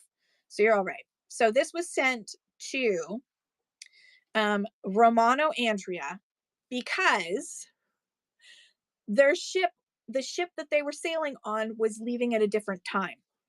So this is the Italian General Navigation, New England General Agency, October 19th, 1926. To our agents, important sailing time. Please take notice that SS Roma from New York on November 6th, 1926, so 100 years ago, almost, at 11 a.m. sharp. It will sail at 11 a.m. sharp instead of 4 p.m. as previously advertised. We would kindly ask you to instruct your passengers to have their tickets stamped at the office of the company, 1 State Street, New York, 1 or 2 days before sailing. So they had to change the date, the time of the sailing from 11 a.m. from 4 p.m. to 11 a.m. and they had to send out these cards to let all the ticket sellers know to contact their customers to let them know that if they didn't pay attention to this, they were going to miss the boat to Italy from New York. How cool is that? From 1926. I love that. Do not want to leave people stranded when they want to get to Italy. Corn Products Cookbook. Ooh. Kingsford's cornstarch and Caro. Now, it is a little beat up, but that's to be expected because it was probably used a lot. This is published by the Corn Products Refining Company.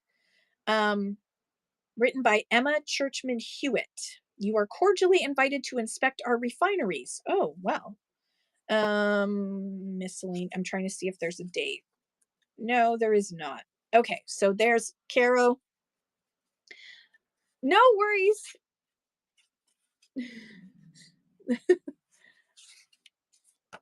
Oh, good to know. All right. Look at these. Corn Products. Awesome little Caro Corn Products booklet. Running, which includes corn syrup and cornstarch and all the stuff in between. Running now. Caro Corn Products. All right. Thank you for looking at that one. What do we got next in here?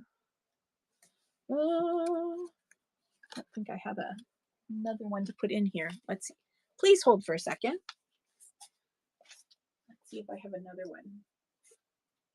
Do I? I do. Oh, wait. Use this one. Okay. We've got another one of these. So I wanted to grab another. I've got another hanky. Yes.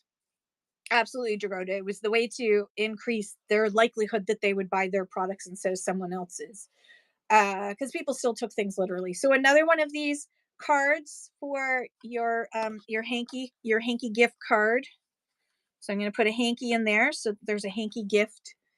So we got another hanky gift card running now. Hanky gift card.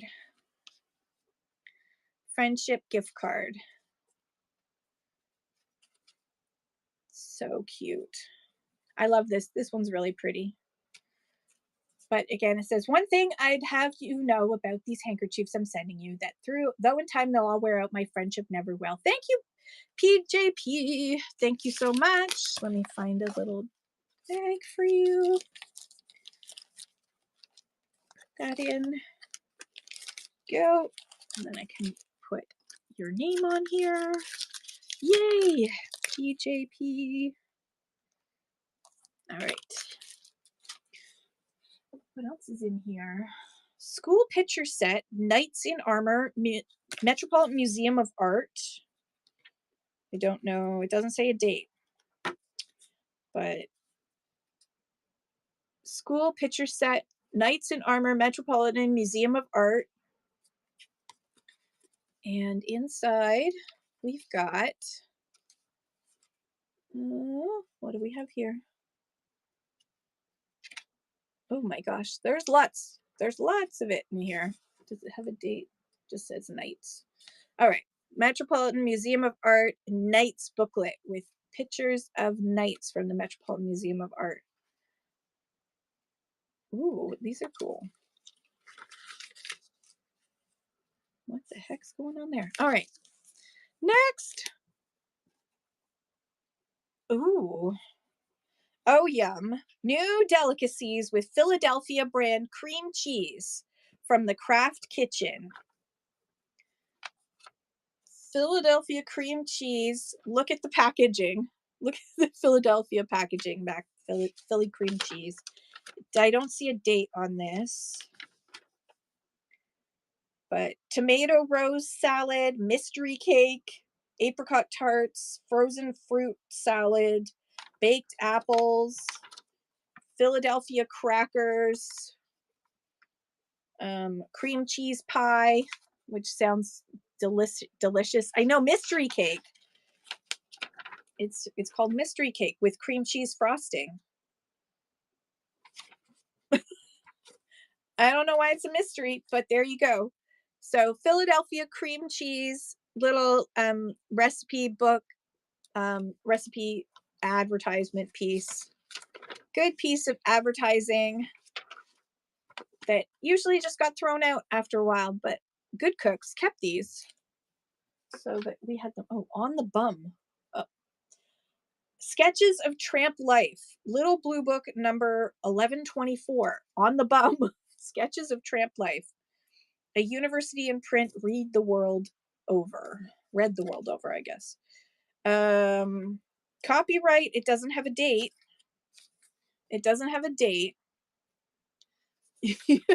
Hopefully not by Bill Cosby. Ooh, gosh. Man, did he. A portrait. Okay, Dan Hennessy, a portrait. On the Bum sketches, a bum meets some celebrities. So it's all about, I don't know, patron of the arts. Okay, it's sketches and stories about tramps. So yeah, if that is of interest to you, then there's a booklet about it. So there you go. The more you know. It doesn't have a date, sadly. I wish it had a date. It's probably antique. All right. Oh, look at this. Okay, so these are Lion Coffee cards. They weren't as fancy as like the coffee cards that we've seen before, but each one of these, this is like Columbian exhibition. Oh yes, the Five Roses cookbook I love. There's Longfellow, Uncle Tom's Cabin, Atlantic Ocean. They're all like facts. Benjamin Franklin, Pilgrim Fathers, George Washington, the US Constitution, that's out the door.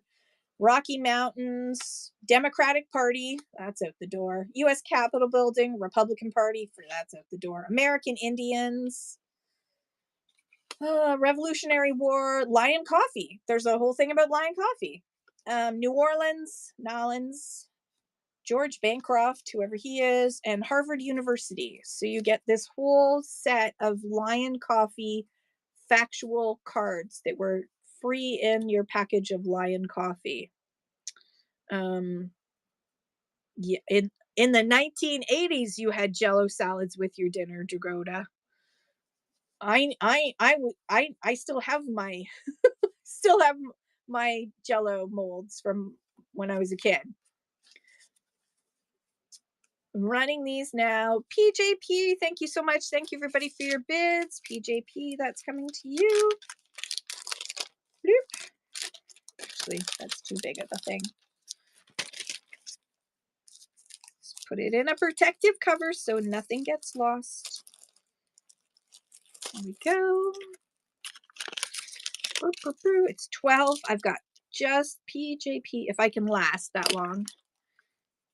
For some reason, the pen doesn't want to write on this. PJP, thank you so much. All right, what else is in here? Ooh, it's not exactly old, but it might be useful to somebody. How many are in here?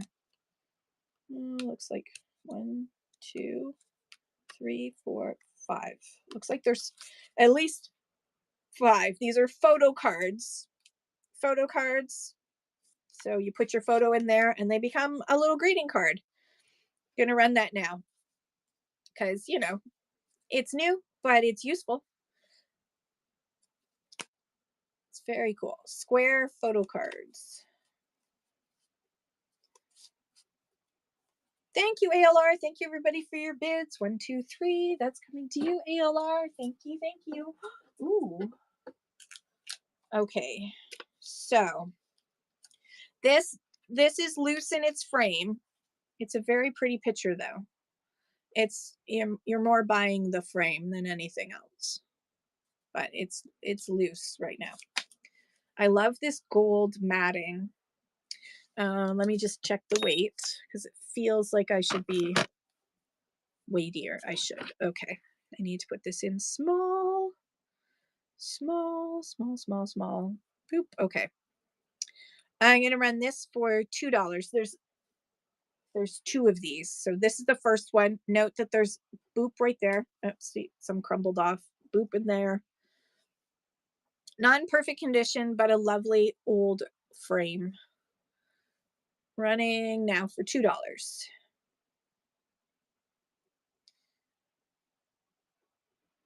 Really pretty frame. Thank you, the metal fet. I'm going to just stick this in here. FATT. There we go. Right, and then there is another one in here. Also loose in the frame. This one's got a boo-boo right there. There's the corners. It's got a really pretty picture. Again, oh, forget the dust. There's a lot of dust on this. The dust is free. The dust is free. I'm not going to hit run next because then that's going to run too high. $2 for this one as well. Running now. $2 for this frame. Older frame. Really pretty. I love this mat. I know it's got dust marks. The metal fet, thank you so much. That's coming to you as well. Look at that. You're now a clucker. You're now a clucker.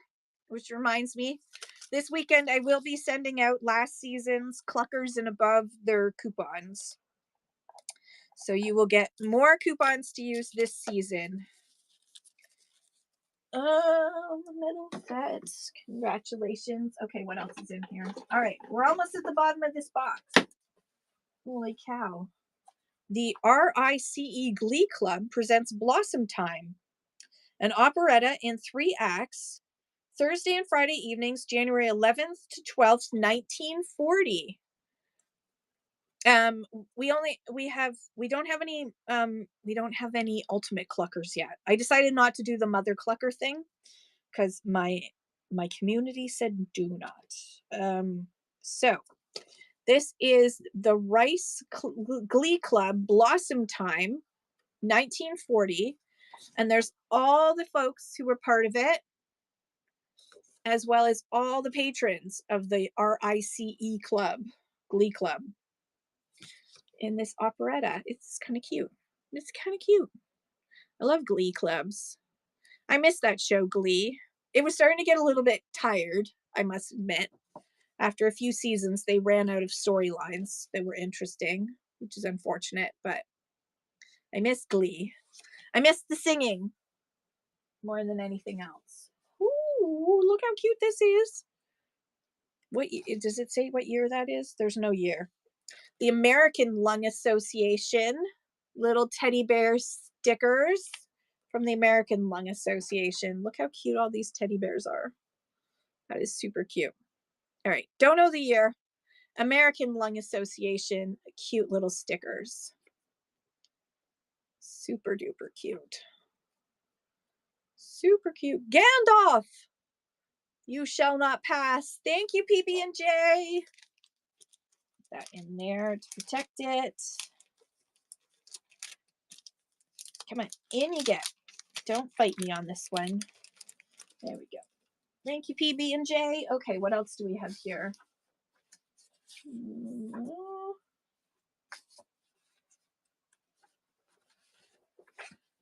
All right, I think I'm just gonna, ooh, what's this?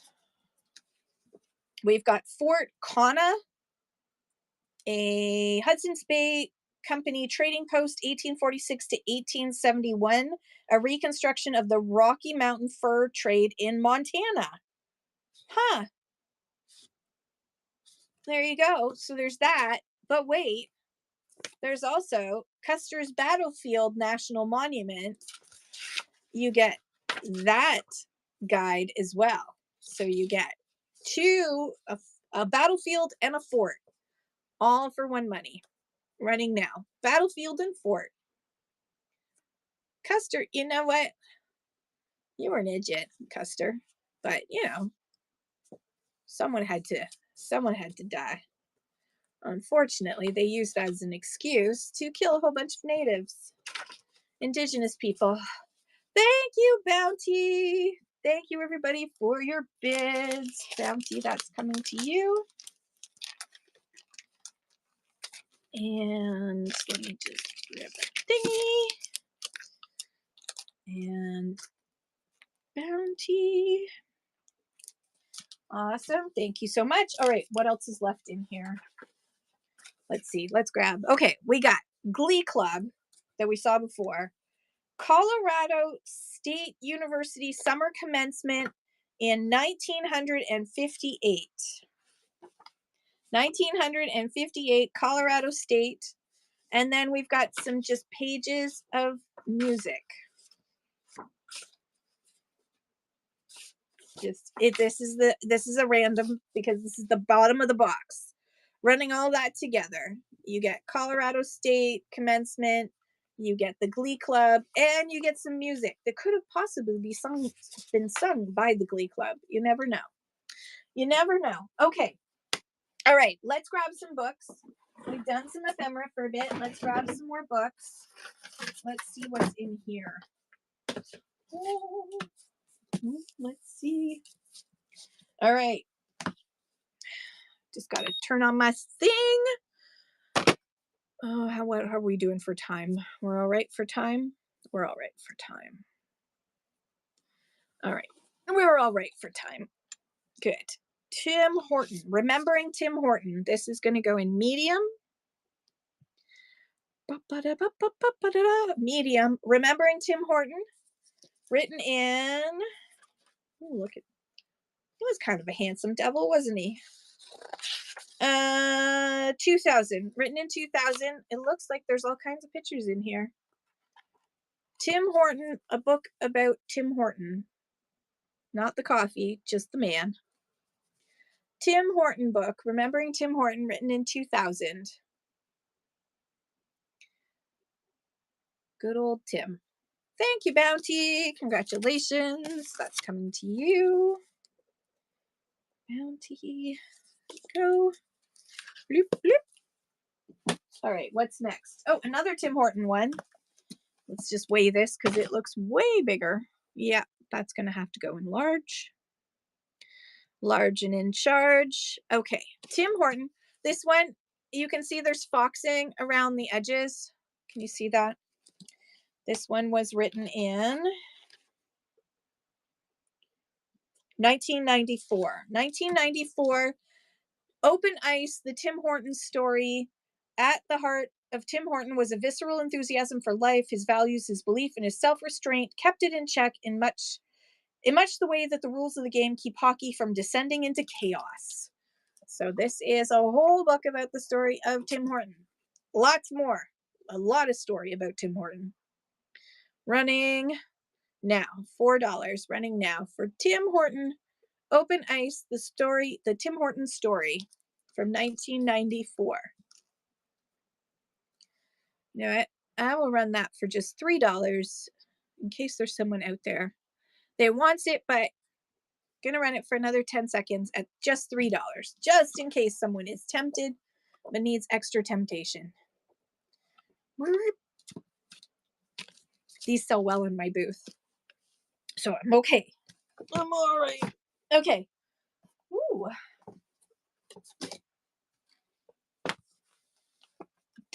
Mixed media doll houses, techniques and ideas for doll-sized ensemblages.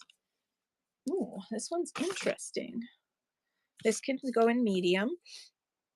I know. Look at it. This book takes the artistic approach of assemblage and collage and combines it with the long-loved tradition of making doll houses. Look at these. These aren't just doll houses. They're like works of freaking art. Oh my God. Look at that. Paper dolls. It takes you step by step. Oh my gosh. Okay. Oops. And what does this say here? Oh, I love when people do this. This was available $31.99.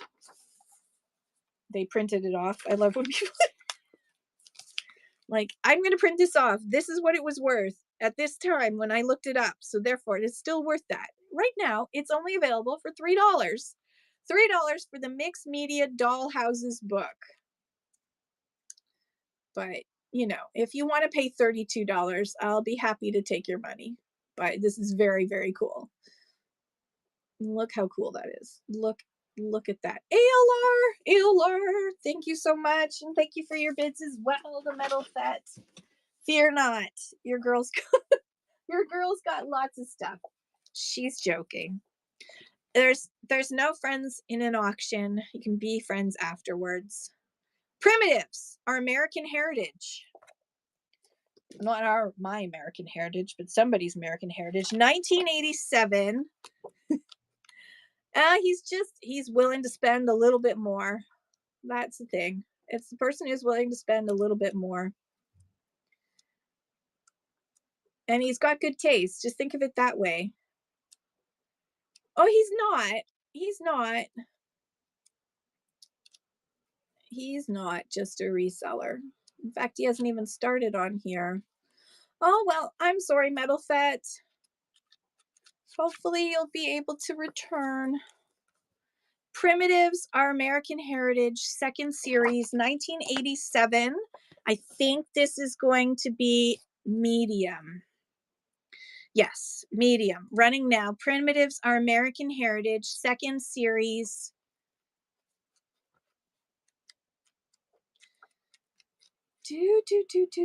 All right. Okay. So, everyone, please note. This is an auction, so it does go to the highest bidder. So that's just the way it is, and that no one needs to be ashamed of being willing to spend more.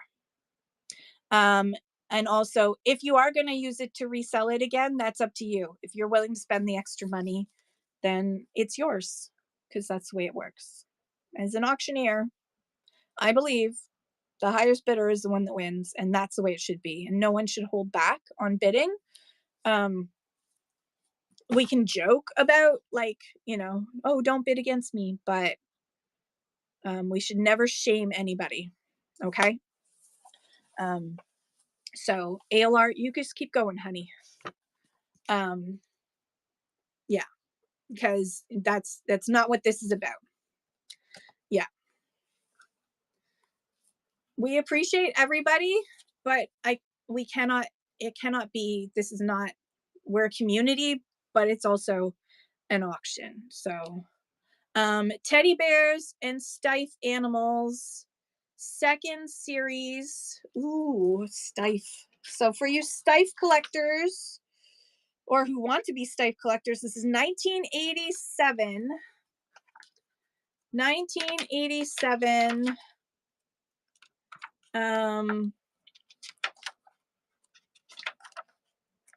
Really, really pretty. Oh my gosh, look at all these Steiff. I have my father's Steiff bear from 1936 when he was born. I still have his bear. All right, large book. This is heavy. Steiff collector's book. Steiff collector's book.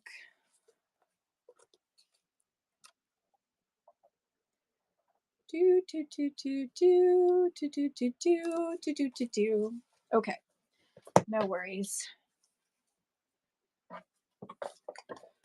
Third edition, Pictorial Price Guide to American Antiques. I'm going to put this together with 1982, 1983.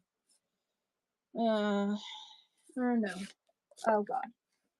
Okay, we got a lot of price guides. So everybody hold on tight, because we got some price guides here. I'm going to run through them fast. Third edition, American Antiques.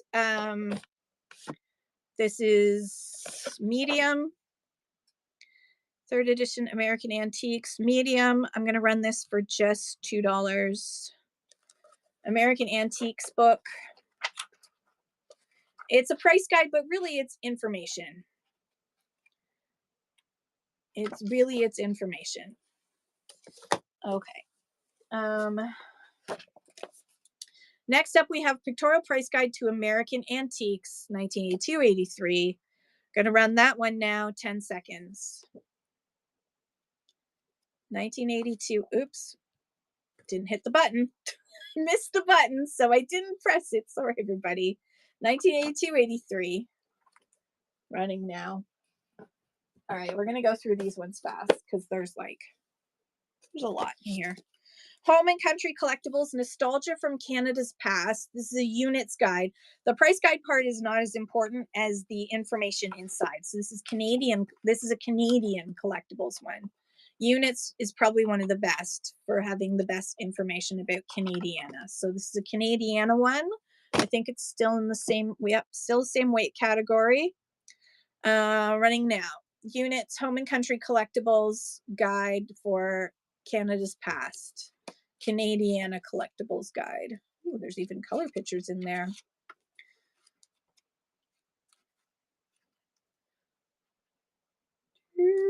Look at those color pictures. Oh, look at little Charlie Chaplin. I feel like when I look at this, that I'm seeing stuff that I probably have owned in the past. It's like a blast from the past. Thank you, Bounty. Thank you, everybody, for your bids. Thank you, thank you. Okay. Bounty, the quicker bidder upper. Thank you. All right, what else do we have in here? Ooh, antique writing instruments. And I almost hit myself in the face there. Antique writing instruments. Look how pretty these are. This is a book written, a Schaefer book for collectors, written in 2000. 2000. Yes, book about for collectors of antique writing instruments. So that, I think that's in the right, yeah, running now. Antique writing instruments. Parker pen, all the pens and these things, these are like, they remain so very collectible. ALR, thank you so much. Great grab. And in your box. American Country Antiques. I'm not going to hit run next because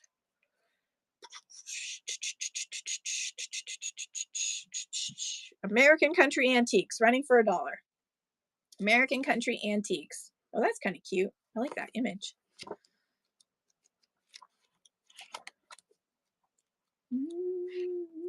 Thank you so much. ALR 123. That's coming to you.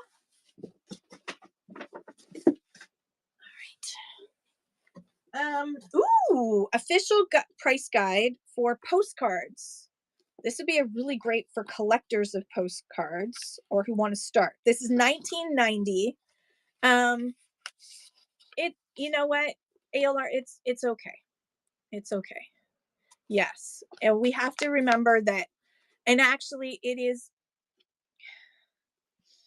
in the terms of service that you cannot shame somebody for bidding against you. So technically, you would be in your rights to report.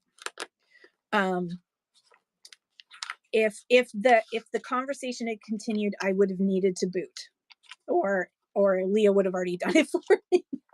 The reality is that it has to be a positive space, and yeah, sometimes we're going to get outbid on things that we really, really want.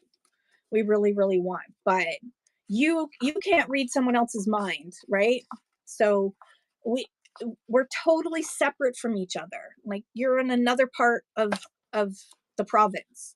I don't know how much you're willing to spend, and I don't know how much they're willing to spend. Yeah, that's very sweet of you, ALR, but I think it's okay if that person is still here and reads that and is willing to take you up on that offer. That is very, very generous of you, but you spent the money. So okay, postcards. Let me just double check the weight.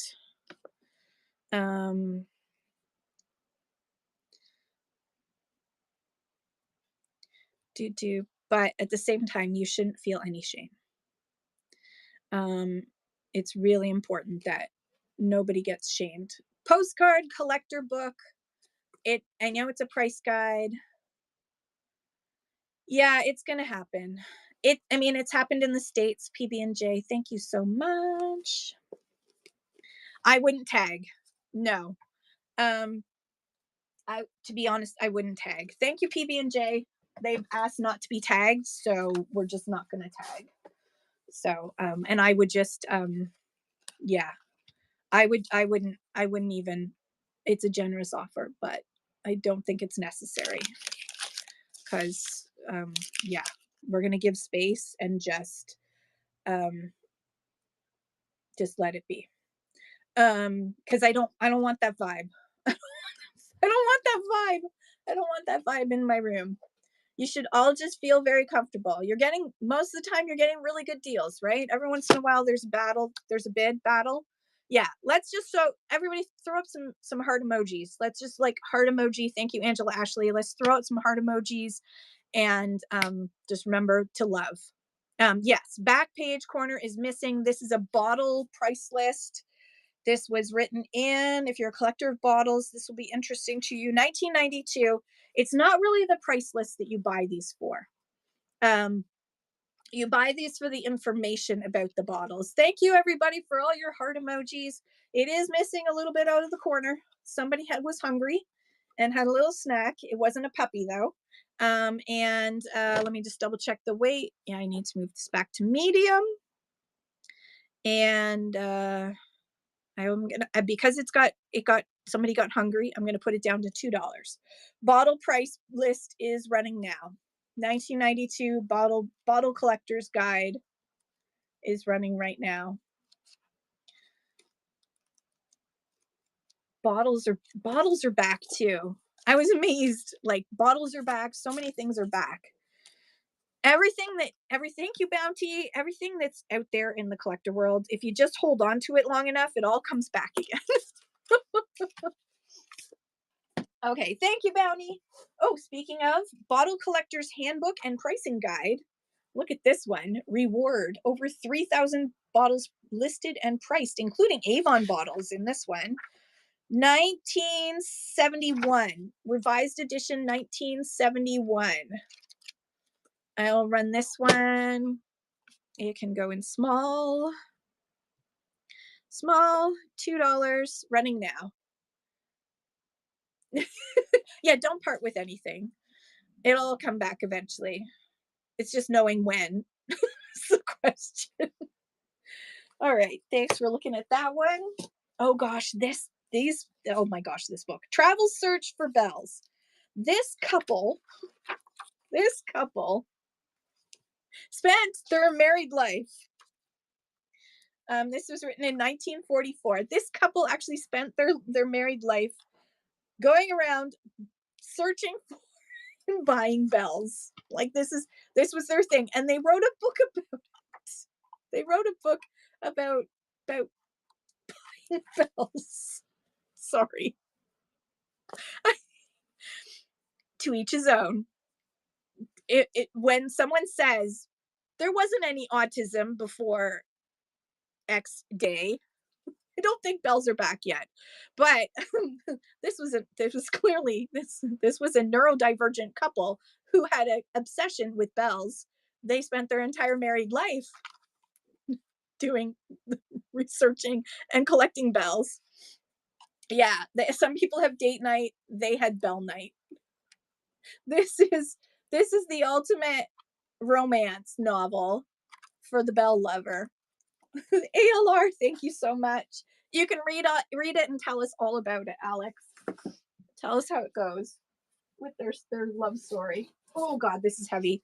I think this is going to end up being, yeah, it's going to have to be, because this is going to, hang on. This is Dyke's Automobile Guide. I have to put this under massive. Wait, why am I doing it on there? Oh God. Why won't it? There we go. Massive pin. Okay, this massive book is Dyke's Automobiles and Gasoline Encyclopedia, the 22nd edition. It is a hunka burnin' love. Oh, there's my receipt. There's some advertisement in the back. And here's the index. Oh God, this is so.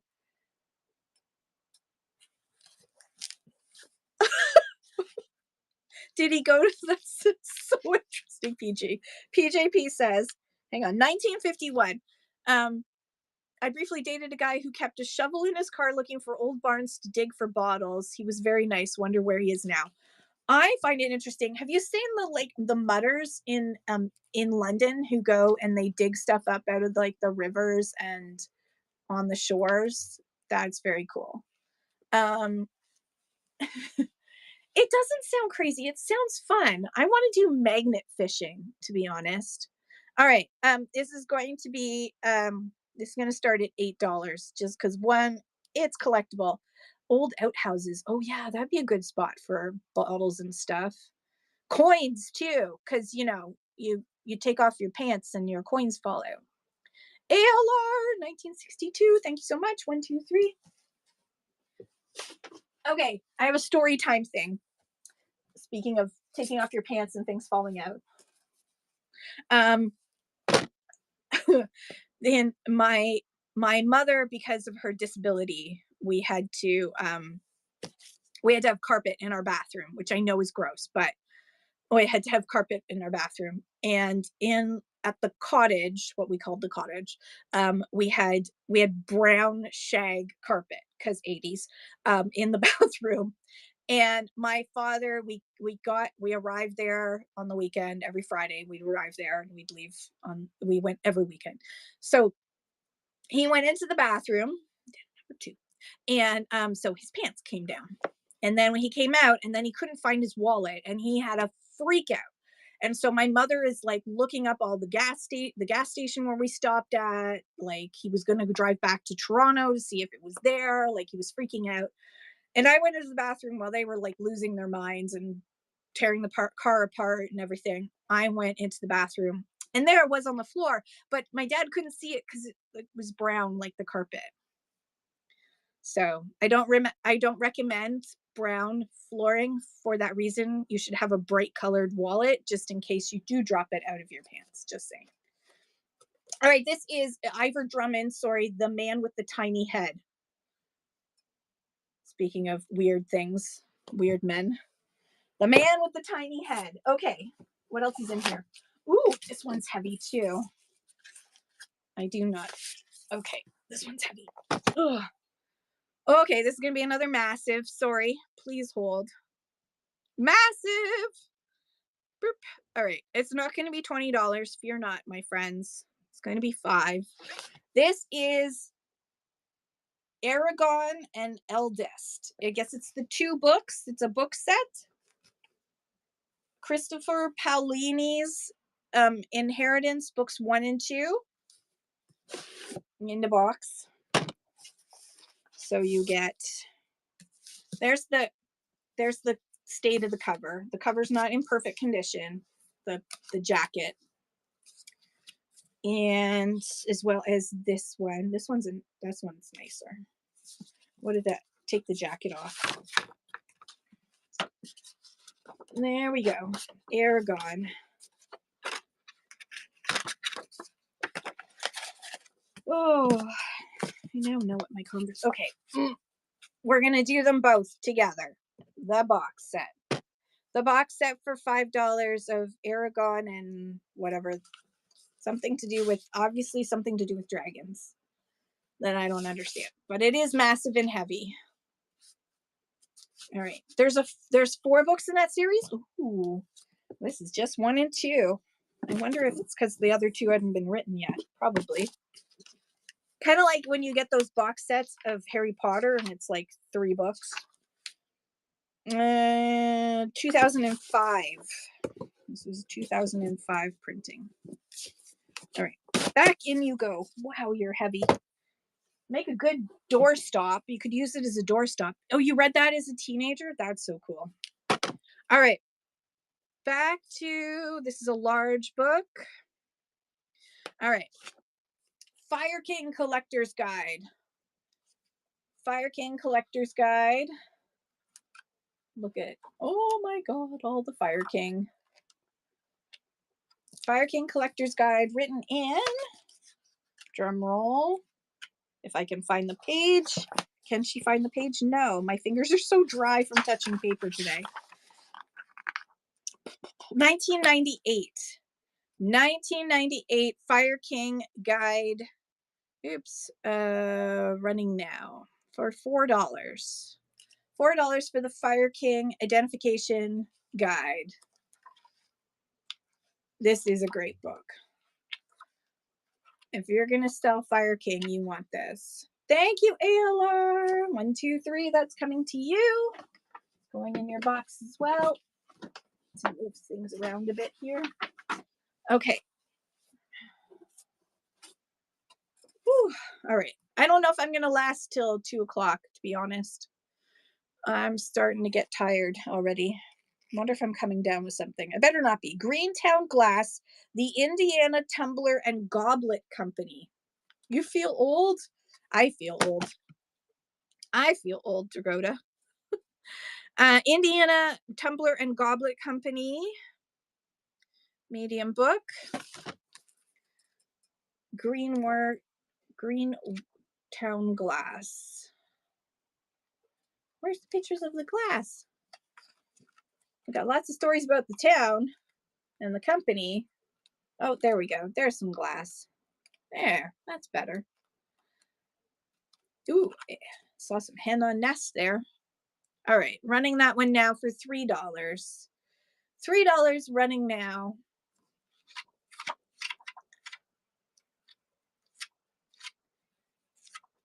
There's some very cool ones in there. ALR, thank you so much. That's coming to you. Thank you. Thank you. All right. Whew. Bottles in Canada. This is another Units book. Doris and Peter Unit. Oh my gosh, look at these cool ads on the inside frontispiece. Bottles in Canada, published in 1972. It's as old as me. Possibly older, because I was born near the end. All right, this is all Canadian. Let's see if this is definitely a large. This is large and in charge. I know Vintiquity, but it's always a crapshoot because I just grab a box randomly. All right, Bottles in Canada, $4, running now. Oh, you know what? You're doing good work. You're doing God's work for your community, Vintiquity, so it's all good. Bottles in Canada, running now.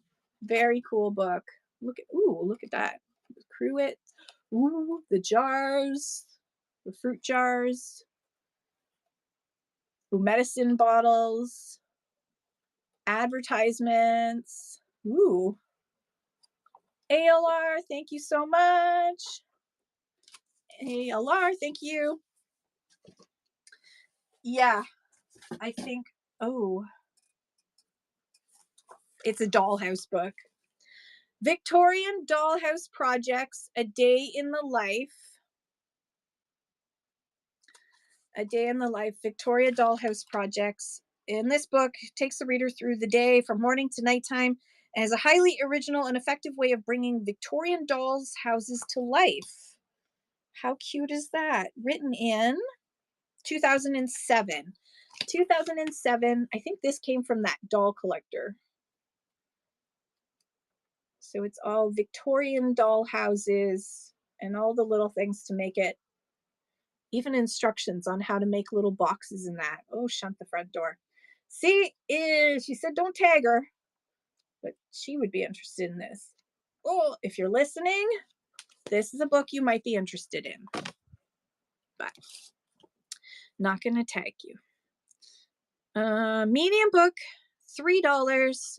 Victorian Dollhouse and love all of these instructions for actually like literally how to make the little furniture and the little bits. Like, look at that. Donna, you unlock some coupons. You got coupons up above. Just hit that egg and get those coupons so you can apply them. How cool is this? Even patterns and everything. Donna, that's your first purchase. Thank you so much. Cock-a-doodle-doo. Welcome to the joy of the chicken coop. And make sure you check out all the coupons. DONA 6113. Thank you so much. Put that over there for you. Thank you for your bids as well, ALR. I appreciate you. Ooh, Dollhouse Style. Dollhouse Style. Step-by-step illustrated guide to making 90 authentic miniatures in 15 period styles. Each period interior is faithfully recreated in 1/12 scale down to the tiniest detail. Now, somebody put a sticker over top of the UPC code, and probably to cover up the price if there was a gift. When was this written? 2002, printed in the UK. So 2002. Let me just double check the weight. We're right on the cusp. So I need to put this in large. What did I just do? Large. There we go. Okay. Dollhouse Style. More step-by-step guides. Oh, look how cute this all is. Oh my goodness. Oh my goodness. Okay. Running now for 10 seconds. Now, there. I can press the button, honestly. Dollhouse Style. Oh my, look at the detail involved. These. Wow. How to make little chairs. How to make furniture even. Holy cow. Ooh. Oh, that's gorgeous. Oh my goodness. It makes me want to have a dollhouse again. This really makes me want to have a dollhouse. How sweet. Look at this interior. ALR, thank you so much. And Donna, thank you for your bids as well. Thank you. Thank you. That's a great one. Okay. This is the last book in the box, and it's another dollhouse one. Oh, and look at that. Another one of these ones where the person printed out. Hardcover, $26.61. Tasha Tudor's Dollhouse, A Lifetime in Miniature, written in 1999. Tasha Tudor's Dollhouse, written in 1999. Look at that. Okie dokie. Oh my goodness. Okay, Tasha Tudor's Dollhouse, written in 1999. And what is this? What does this weigh? This is still needs to stay in there. Okay. Running now. Tasha Tudor's Dollhouse, written in 1999. Look at that. Look at the detail. Like, that's amazing. Little letters and everything. That is so awesome. ALR, thank you so much. That's coming to you. All right, that's that box. We killed the box. We killed the box. All right. It is, I can go probably another 20 minutes. So, let's do the poll. Create a poll. Next question mark. Books or ephemera? Start. All right. Make your call about what you would prefer. More books or more ephemera. Whatever wins. Whatever wins. What does that mean, Kim? I'm going to grab a book in the meantime from my pre-listed books. Thread. This one. A Common Thread, History of Toronto's Garment Industry. Well, you guys vote on what's next. This one is from Ontario Trillium Foundation, 2003. 2003. Beck, how are you, hun? 2003. Beck, do you ever sleep? It's got to be like 4 a.m. Or what is it? What is it in Aussie time right now? Although you have like 7, 8, 9. I can't remember. I looked it up how many time zones there are in Australia, and it's a lot. I thought we had a lot, but you have a lot. All right, last call for the poll. I'm going to close it in 5, 4, 3, 2, 1. Ending poll. The books. Books have won. Okay. Books is what people would like. Ooh, Jesus. Be careful, Kim. All right. This is going to be the box. We're going to do this box that's pre-listed. Hey, Melody. So the items in this box should all be in the auction below. It's not, I don't think we're going to get to all of them, but we'll get to as many as we can. So if you are interested, you'll be able to find them that way. So it's going to take me a hot second to remember how to do this. There we go. Pin. No, wait, pin. Hey, Kylie, how are you? Hi, Kylie. Welcome in. So Zuni Fetish Carvings. I actually own some of these carvings. Zuni Fetish Carvings. This is a book all about it. Oh no, you're nursing a sore throat. I hope you feel better soon. 10 seconds running now. Zuni Fetish Carvings by Harold Finkelstein. Good old Harold Finkelstein. Raid! Oh my gosh. Dream it thrifty YEG. Thank you for the raid. Thank you. Everyone, please follow Dream It Thrifty. Thank you. I appreciate you. And I'm going to mod you so that you can announce when you have your next show coming up. Thank you so much. You could have picked for maybe ALR. Thank you so much for that. Okay. Oh, this one's interesting. Meet Henry Wallace. Wall ass. That didn't that sounded wrong. Meet Henry Wallace. An illustrated biography of the new party candidate, including his own statements on all important issues. Good old Henry Wallace. He didn't win, but you know, he tried. He tried his best. Henry Wallace.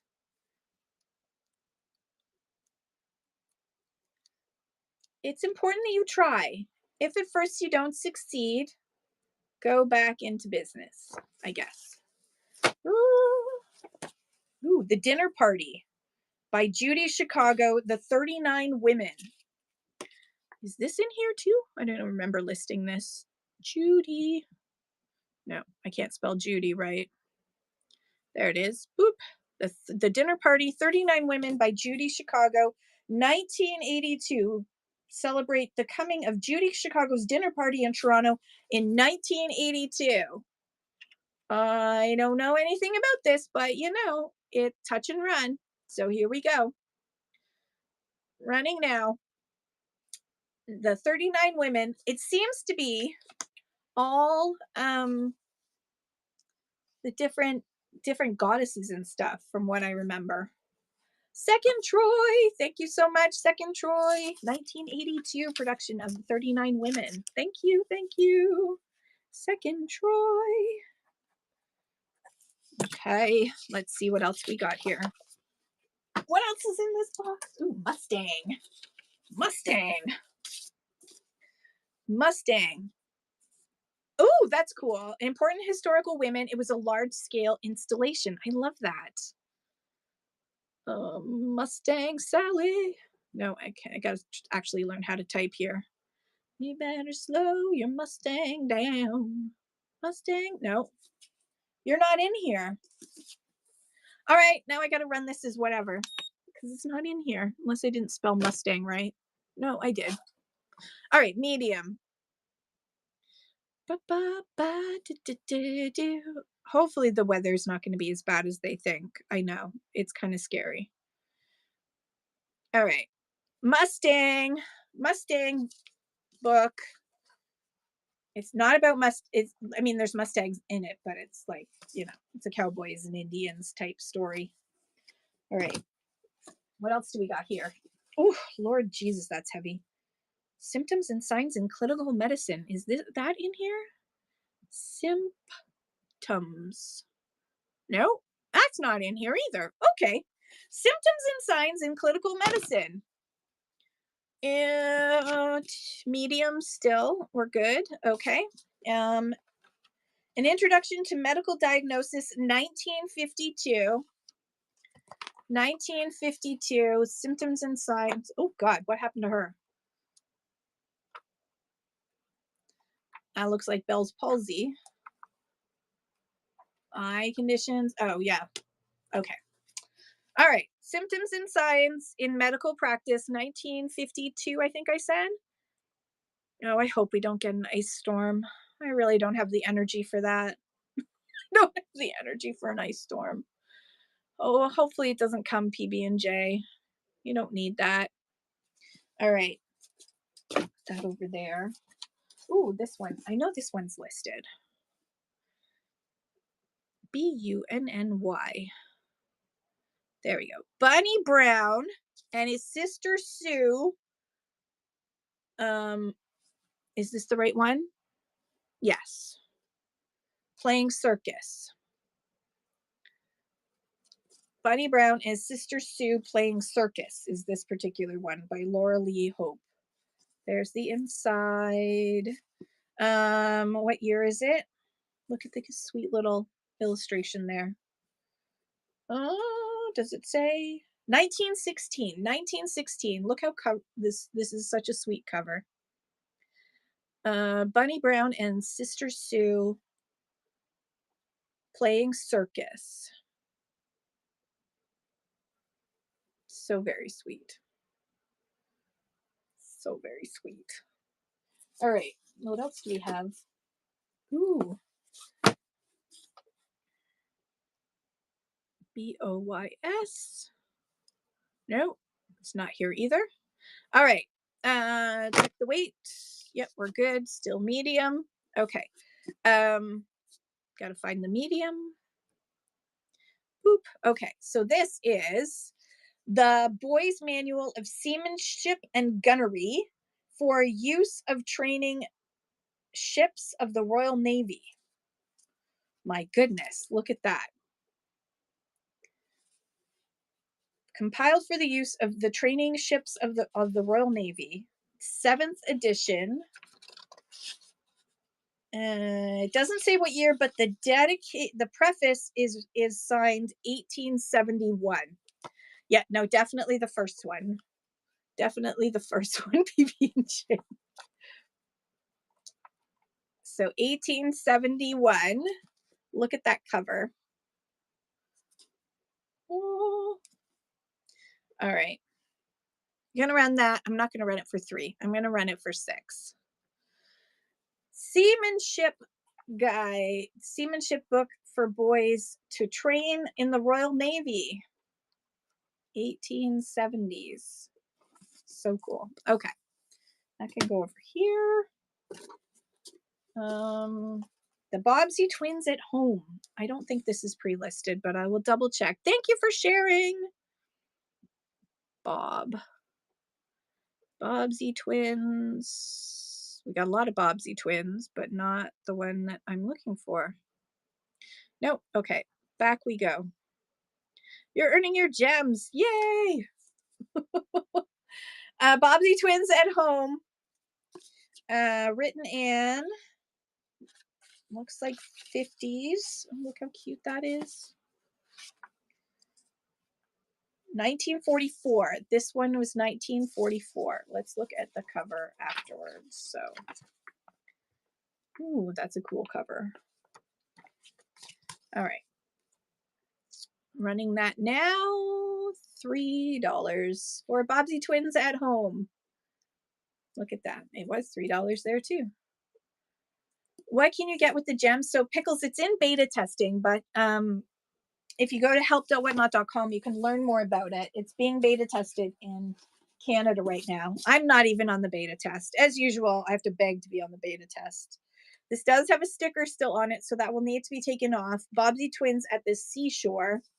And so you can earn coupons that Whatnot will cover the cost of. You can earn coupons, and you can also this is 1950. You can also get like fun things, like this is your first beta test. I know you made it for a beta test. And this is 1950 Bobbsey Twins at the Seashore. So you can also get like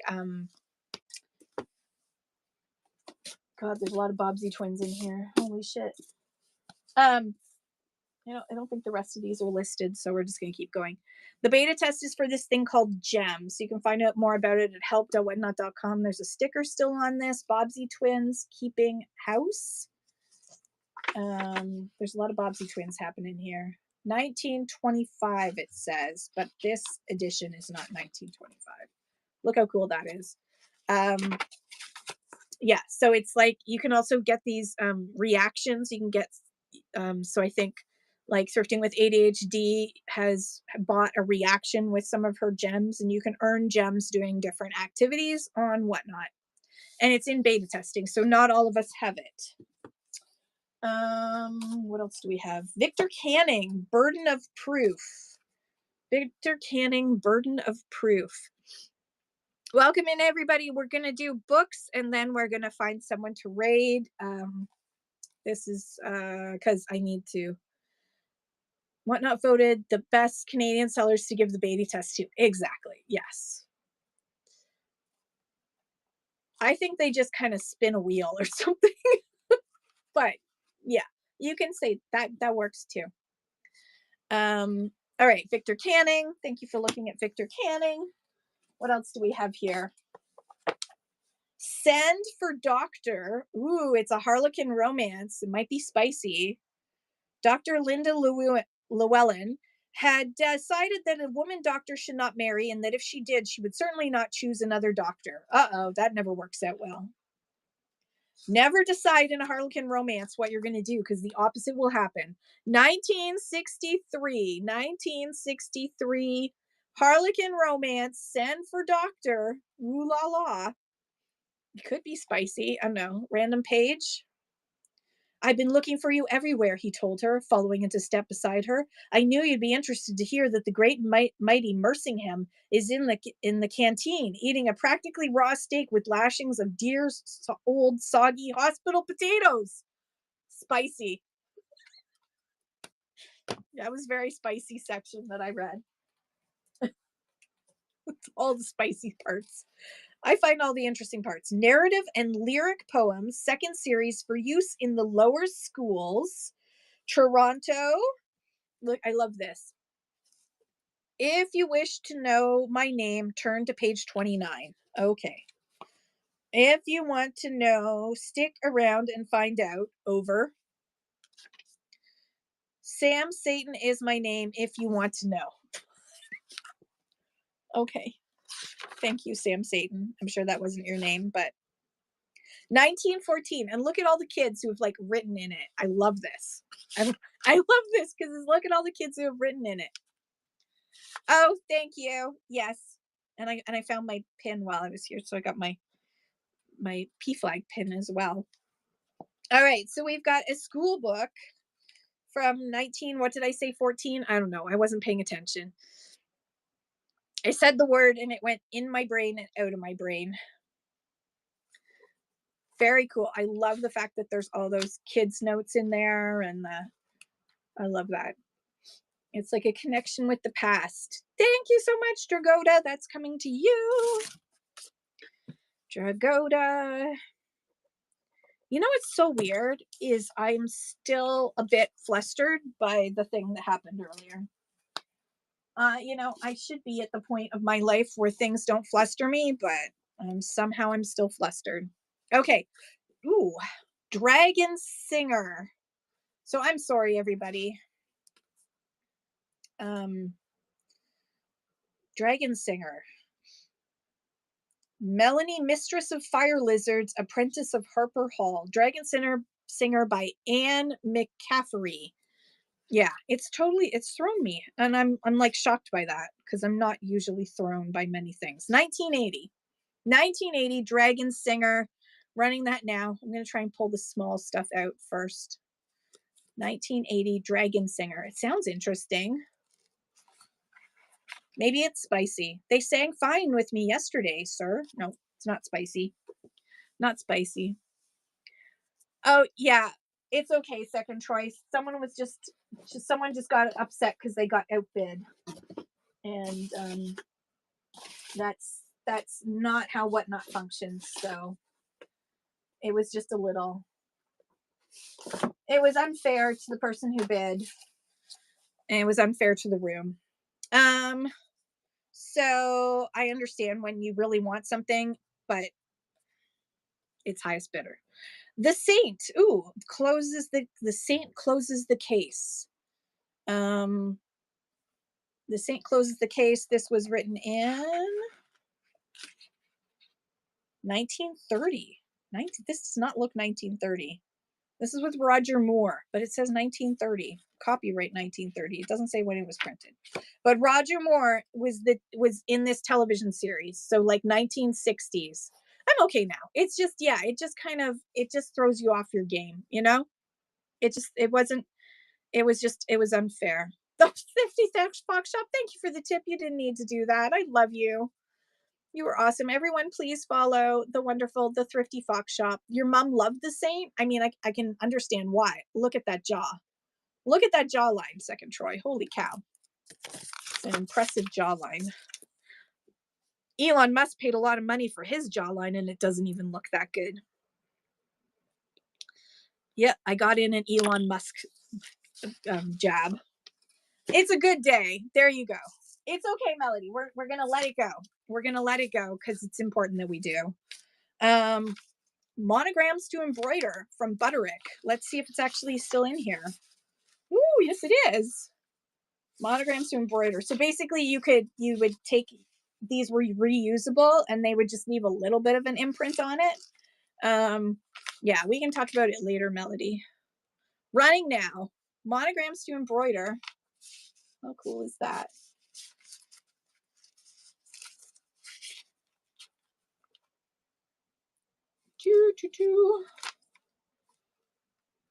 Look how fabulous she looks with her scarf. Pre-JP, thank you so much. And thank you everybody for your bids. I appreciate you all. PJP. Right there. Bend it over so I don't lose the bookmark, because I will. What else do we have? Ooh, the crepe book.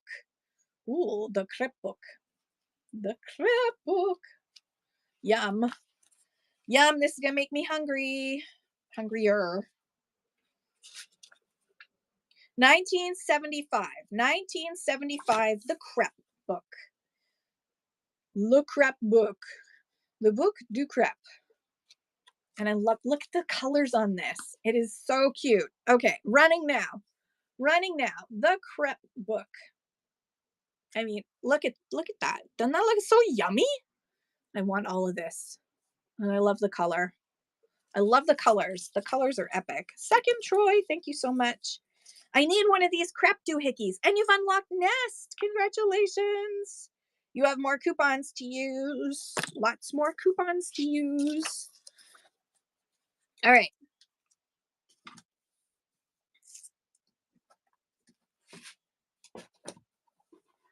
All right. Ooh, another lightweight thing. Yes. Okay. Songs and stars. Latest hit songs, greatest singing stars. Somebody did color it in there. Sergeant Barry Sadler, The Byrds. What else is in here? What year is this? Loving Spoonful. It is a little on the damaged side, but it's all the latest hit songs, the greatest singing stars. The Ballad of the Green Berets. It's Too Late. California Dreamin'. All right. There's California Dreaming's in here. All the leaves are brown and the sky is gray. I've been for a walk on a winter's day, on a winter's day. I'd be safe and warm if I was in LA. California, California dreaming on such a winter's day. Okay, so we are going to be, this last part of this box is almost all, it looks like, is almost all of these girls and boys series. And this is the secret of collecting girls series books. And I have a boys series books one too. So, you know what some people do, PJP, is that they bid up to the minimum amount so they can get their discount. I've seen that. I've seen people bid up so they can get their discount. I've seen it. It's funny, actually. It's funny to watch. Where the fork is this? Where is the, when was this written? 2000. So this is girls series collector books. So your Cherry Ames, your Nurse whatever, your Nancy Drew, of course, all of those. Let me just double check the weight. So this is in medium. So if you want to get into collecting these particular books, you'll need to have the guide for girls series books running now.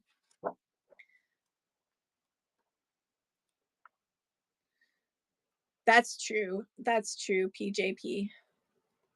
The good news is you've got tons of coupons for the future, because it's like 3 months, 4 months.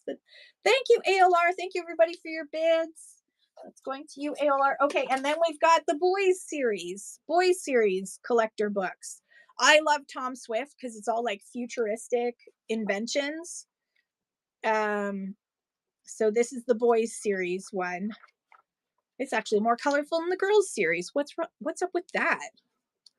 So this is the Tom Swift and Hardy Boys. Tom Swift is one of my favorites. ALR, thank you so much. That one's coming to you as well. Okay, and then speaking of Tom Swift, let's get into the books. Let me just double check the weight. All right, so Tom Swift and his giant robot. See all these futuristic ones? I love it. This one is Tom Swift, 1954. 1954, Tom Swift and his giant robot is running now. Beep, bop, boop, boop. Look, and there's a piece of ephemera. Fake government bond. A fake government bond. Everyone needs one of those. What else do we have here? Oh, this is a Bronk Burnett Grand Slam Homer. Homer, yes. Grand Slam homers. This is a baseball story. 1951. I'm going to actually move this down to 2. Grand Slam homer. Bronk Burnett book. Oh, it's a discard too. Second Troy, thank you so much. Need a piece of paper here so I can make you a bookmark. It's not really a bookmark. It's a piece of paper. Oh, I love finding ephemera in books too. I know, it's my favorite thing. Yeah, cookbooks. I actually somewhere in this house is a box that I got a ton, saying a ton. This person had probably 500 cookbooks, and every single one of the cookbooks had recipes shoved into it, sometimes so that it was like double thick from all the recipes shoved into it. And yeah, so I took them all, they kept falling out, so I took them and put them in one big box. So I have like a banker's box full of like recipes and clippings and that sort of thing. All right, so this is 3 Bobbsey twin books in one. If you're a parent and you want to have a good wholesome book for your kids, you've got 3 exciting mysteries in one. 3 Bobbsey twins books in one. So technically it's like $1 a book.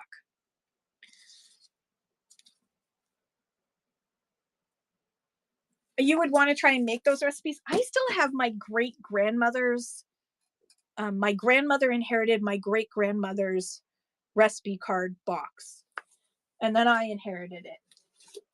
And I have yet to make more than 2 recipes out of that box.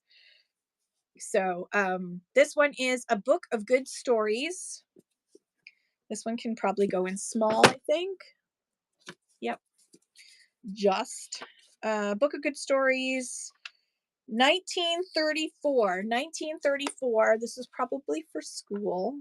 A Book of Good Stories, 1934. Let's put that in small.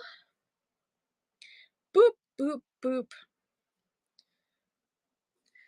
I was thinking the other day, for the OGs that are in the house still, because it's been 3 years for me on Whatnot. When I first started on Whatnot, the shipping was so high that you couldn't sell a book to save your life. Like, even if I had paid you to buy the book, you couldn't sell a book on Whatnot to save your life. Thank God times have changed. All right, this is a medium one. It was so hard. It was so hard, and people would come on to my chat shows and they'd be like, I'm going to sell books on Whatnot. I'm Canadian. I'm going to sell books on Whatnot. And I was like, yes, go for it. I hope. High school geography, physical geography, high school geography book. Look at all the cute little, look at Flossie even wrote her name in there.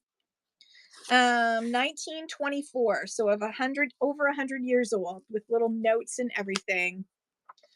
You should sell books again. If you've got books, you should sell books again. Do a book show like once a month. Well, I tried to go in the book category and it didn't work out, and then so I didn't for a while, and then I started again. I did a few raid trains. I did a few US Canada raid trains and sold really well into the US market back then. Dragoda, thank you so much.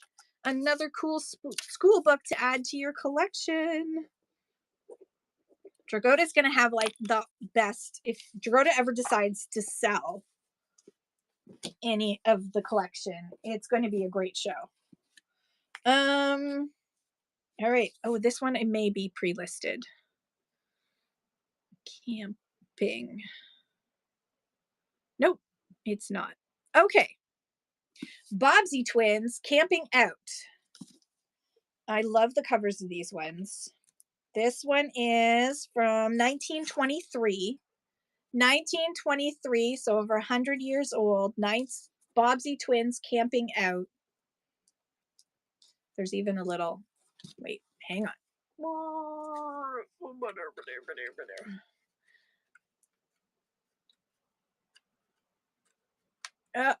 There. Look at them camping out. Good for them. Okay, Camping Out. Bobbsey Twins Camping Out. This can run in medium. Yes. Bobbsey Twins Camping Out. Isn't it so sweet? Look at that cover. 1923. Leah, thank you so much. That's coming to you.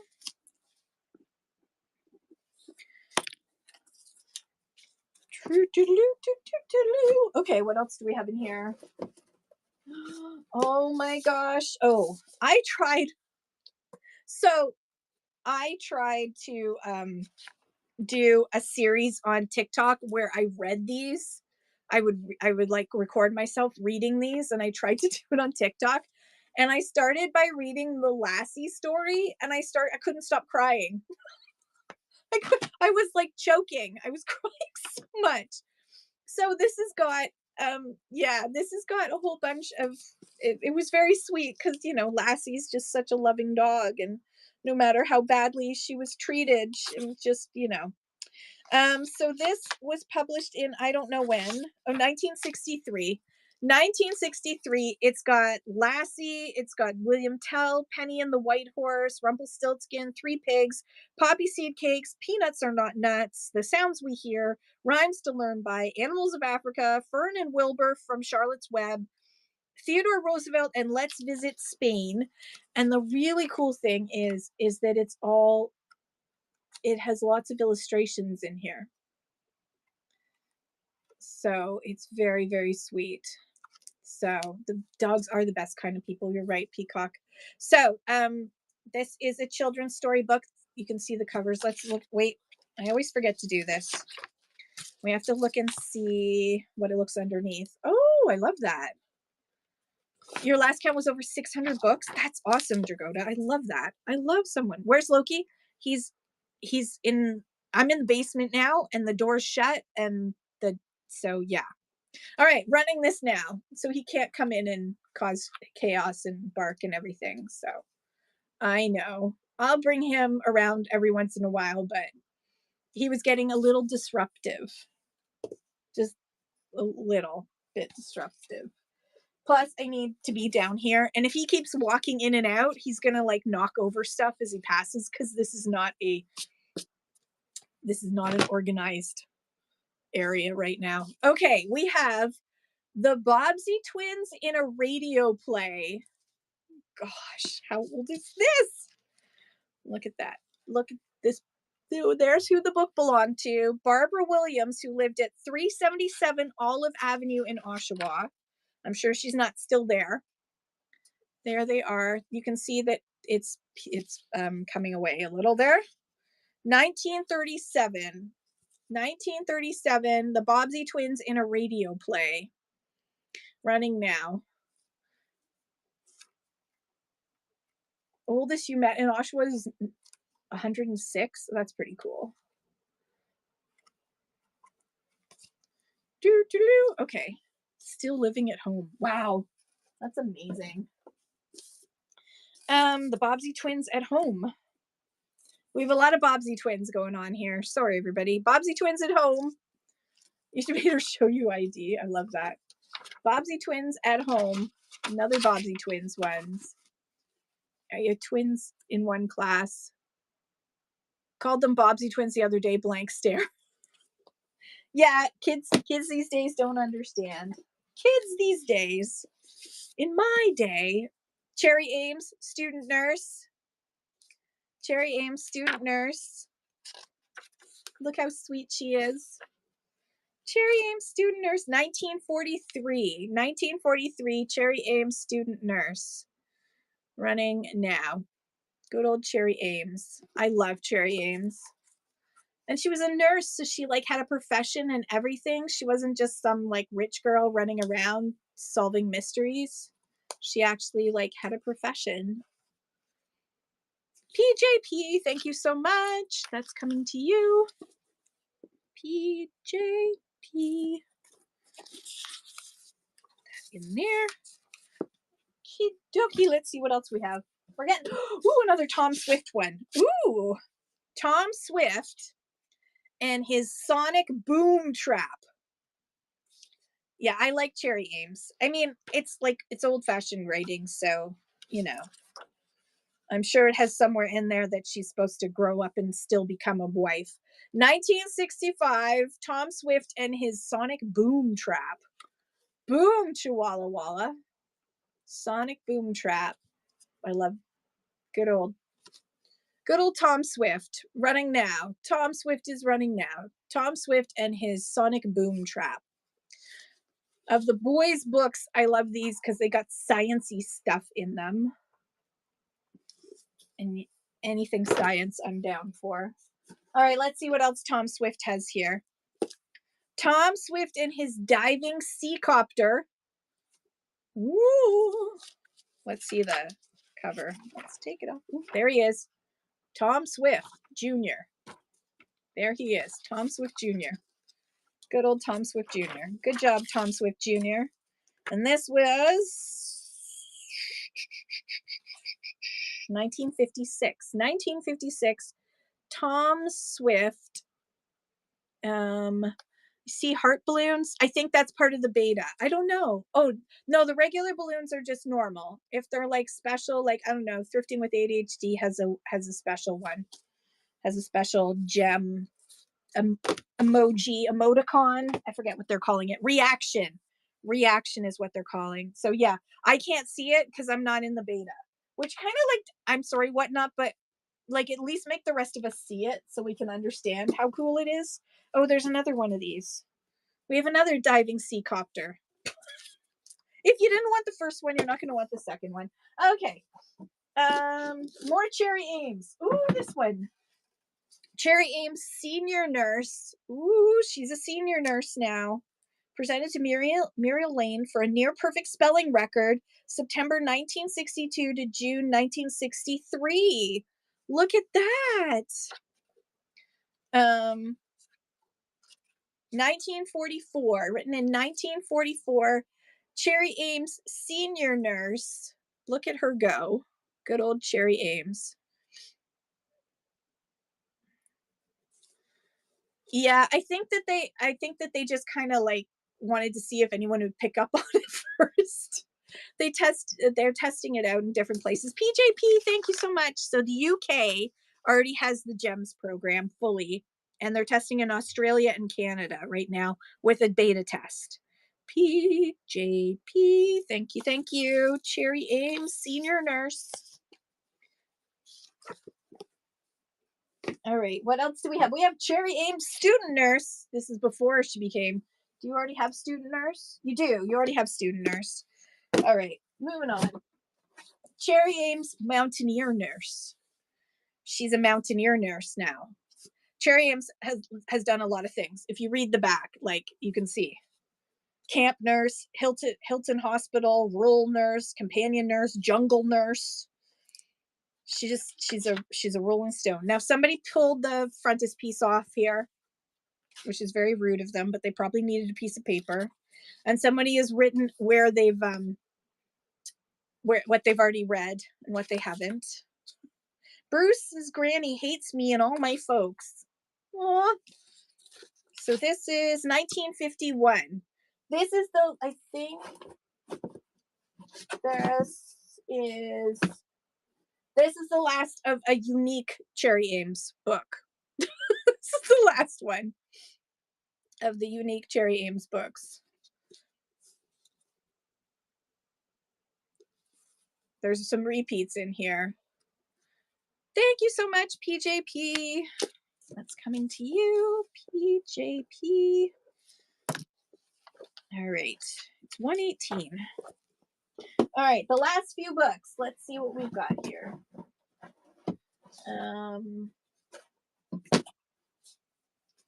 What Happened at Midnight by F.W.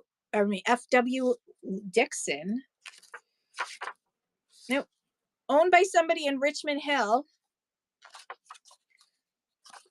1931. All rights reserved. The Hardy Boys. This is a Hardy Boys book. What Happened at Midnight. Hardy Boys.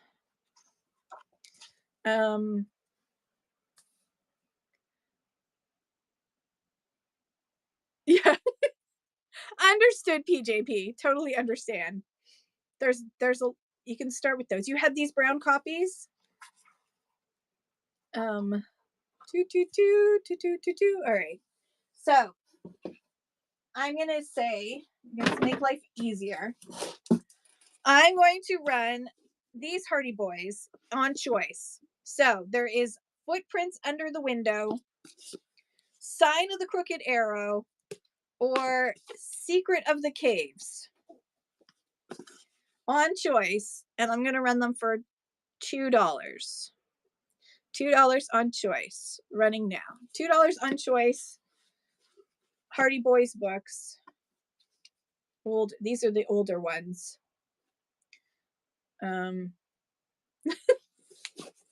Okay, and then what else do we have in here? Oh, there was yeah, we're good. All right, and this is the last of the lot. This is okay. This is weird. This is a weird book. Something About Eve, a comedy of fig leaves. Let's take off the cover and see what it looks like underneath. Boring. Okay. The latest of Mr. Cabble's romances, is the story of how Gerald Musgrave, a young Southern gentleman of the early 19th century, went out of his natural body to journey toward the goal of all the gods, of how he too became a god, and rode upon the silver stallion, of the women who waylaid him, less plurally than singularly, of the two truths which he found to be enduring, of his disastrously happy marriage, and his collapse into an honorable career.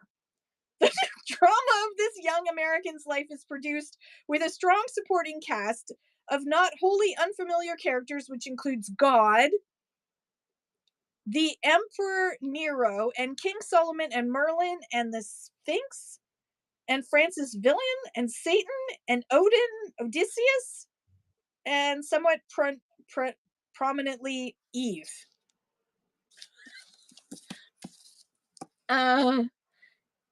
Yes. You did the eyeballs. You got the eyeballs one. So yeah, if you go and update whatnot, if you're not part of the beta, you will not be able to see any of the stuff. So I can't see any of it. I'm not in the beta.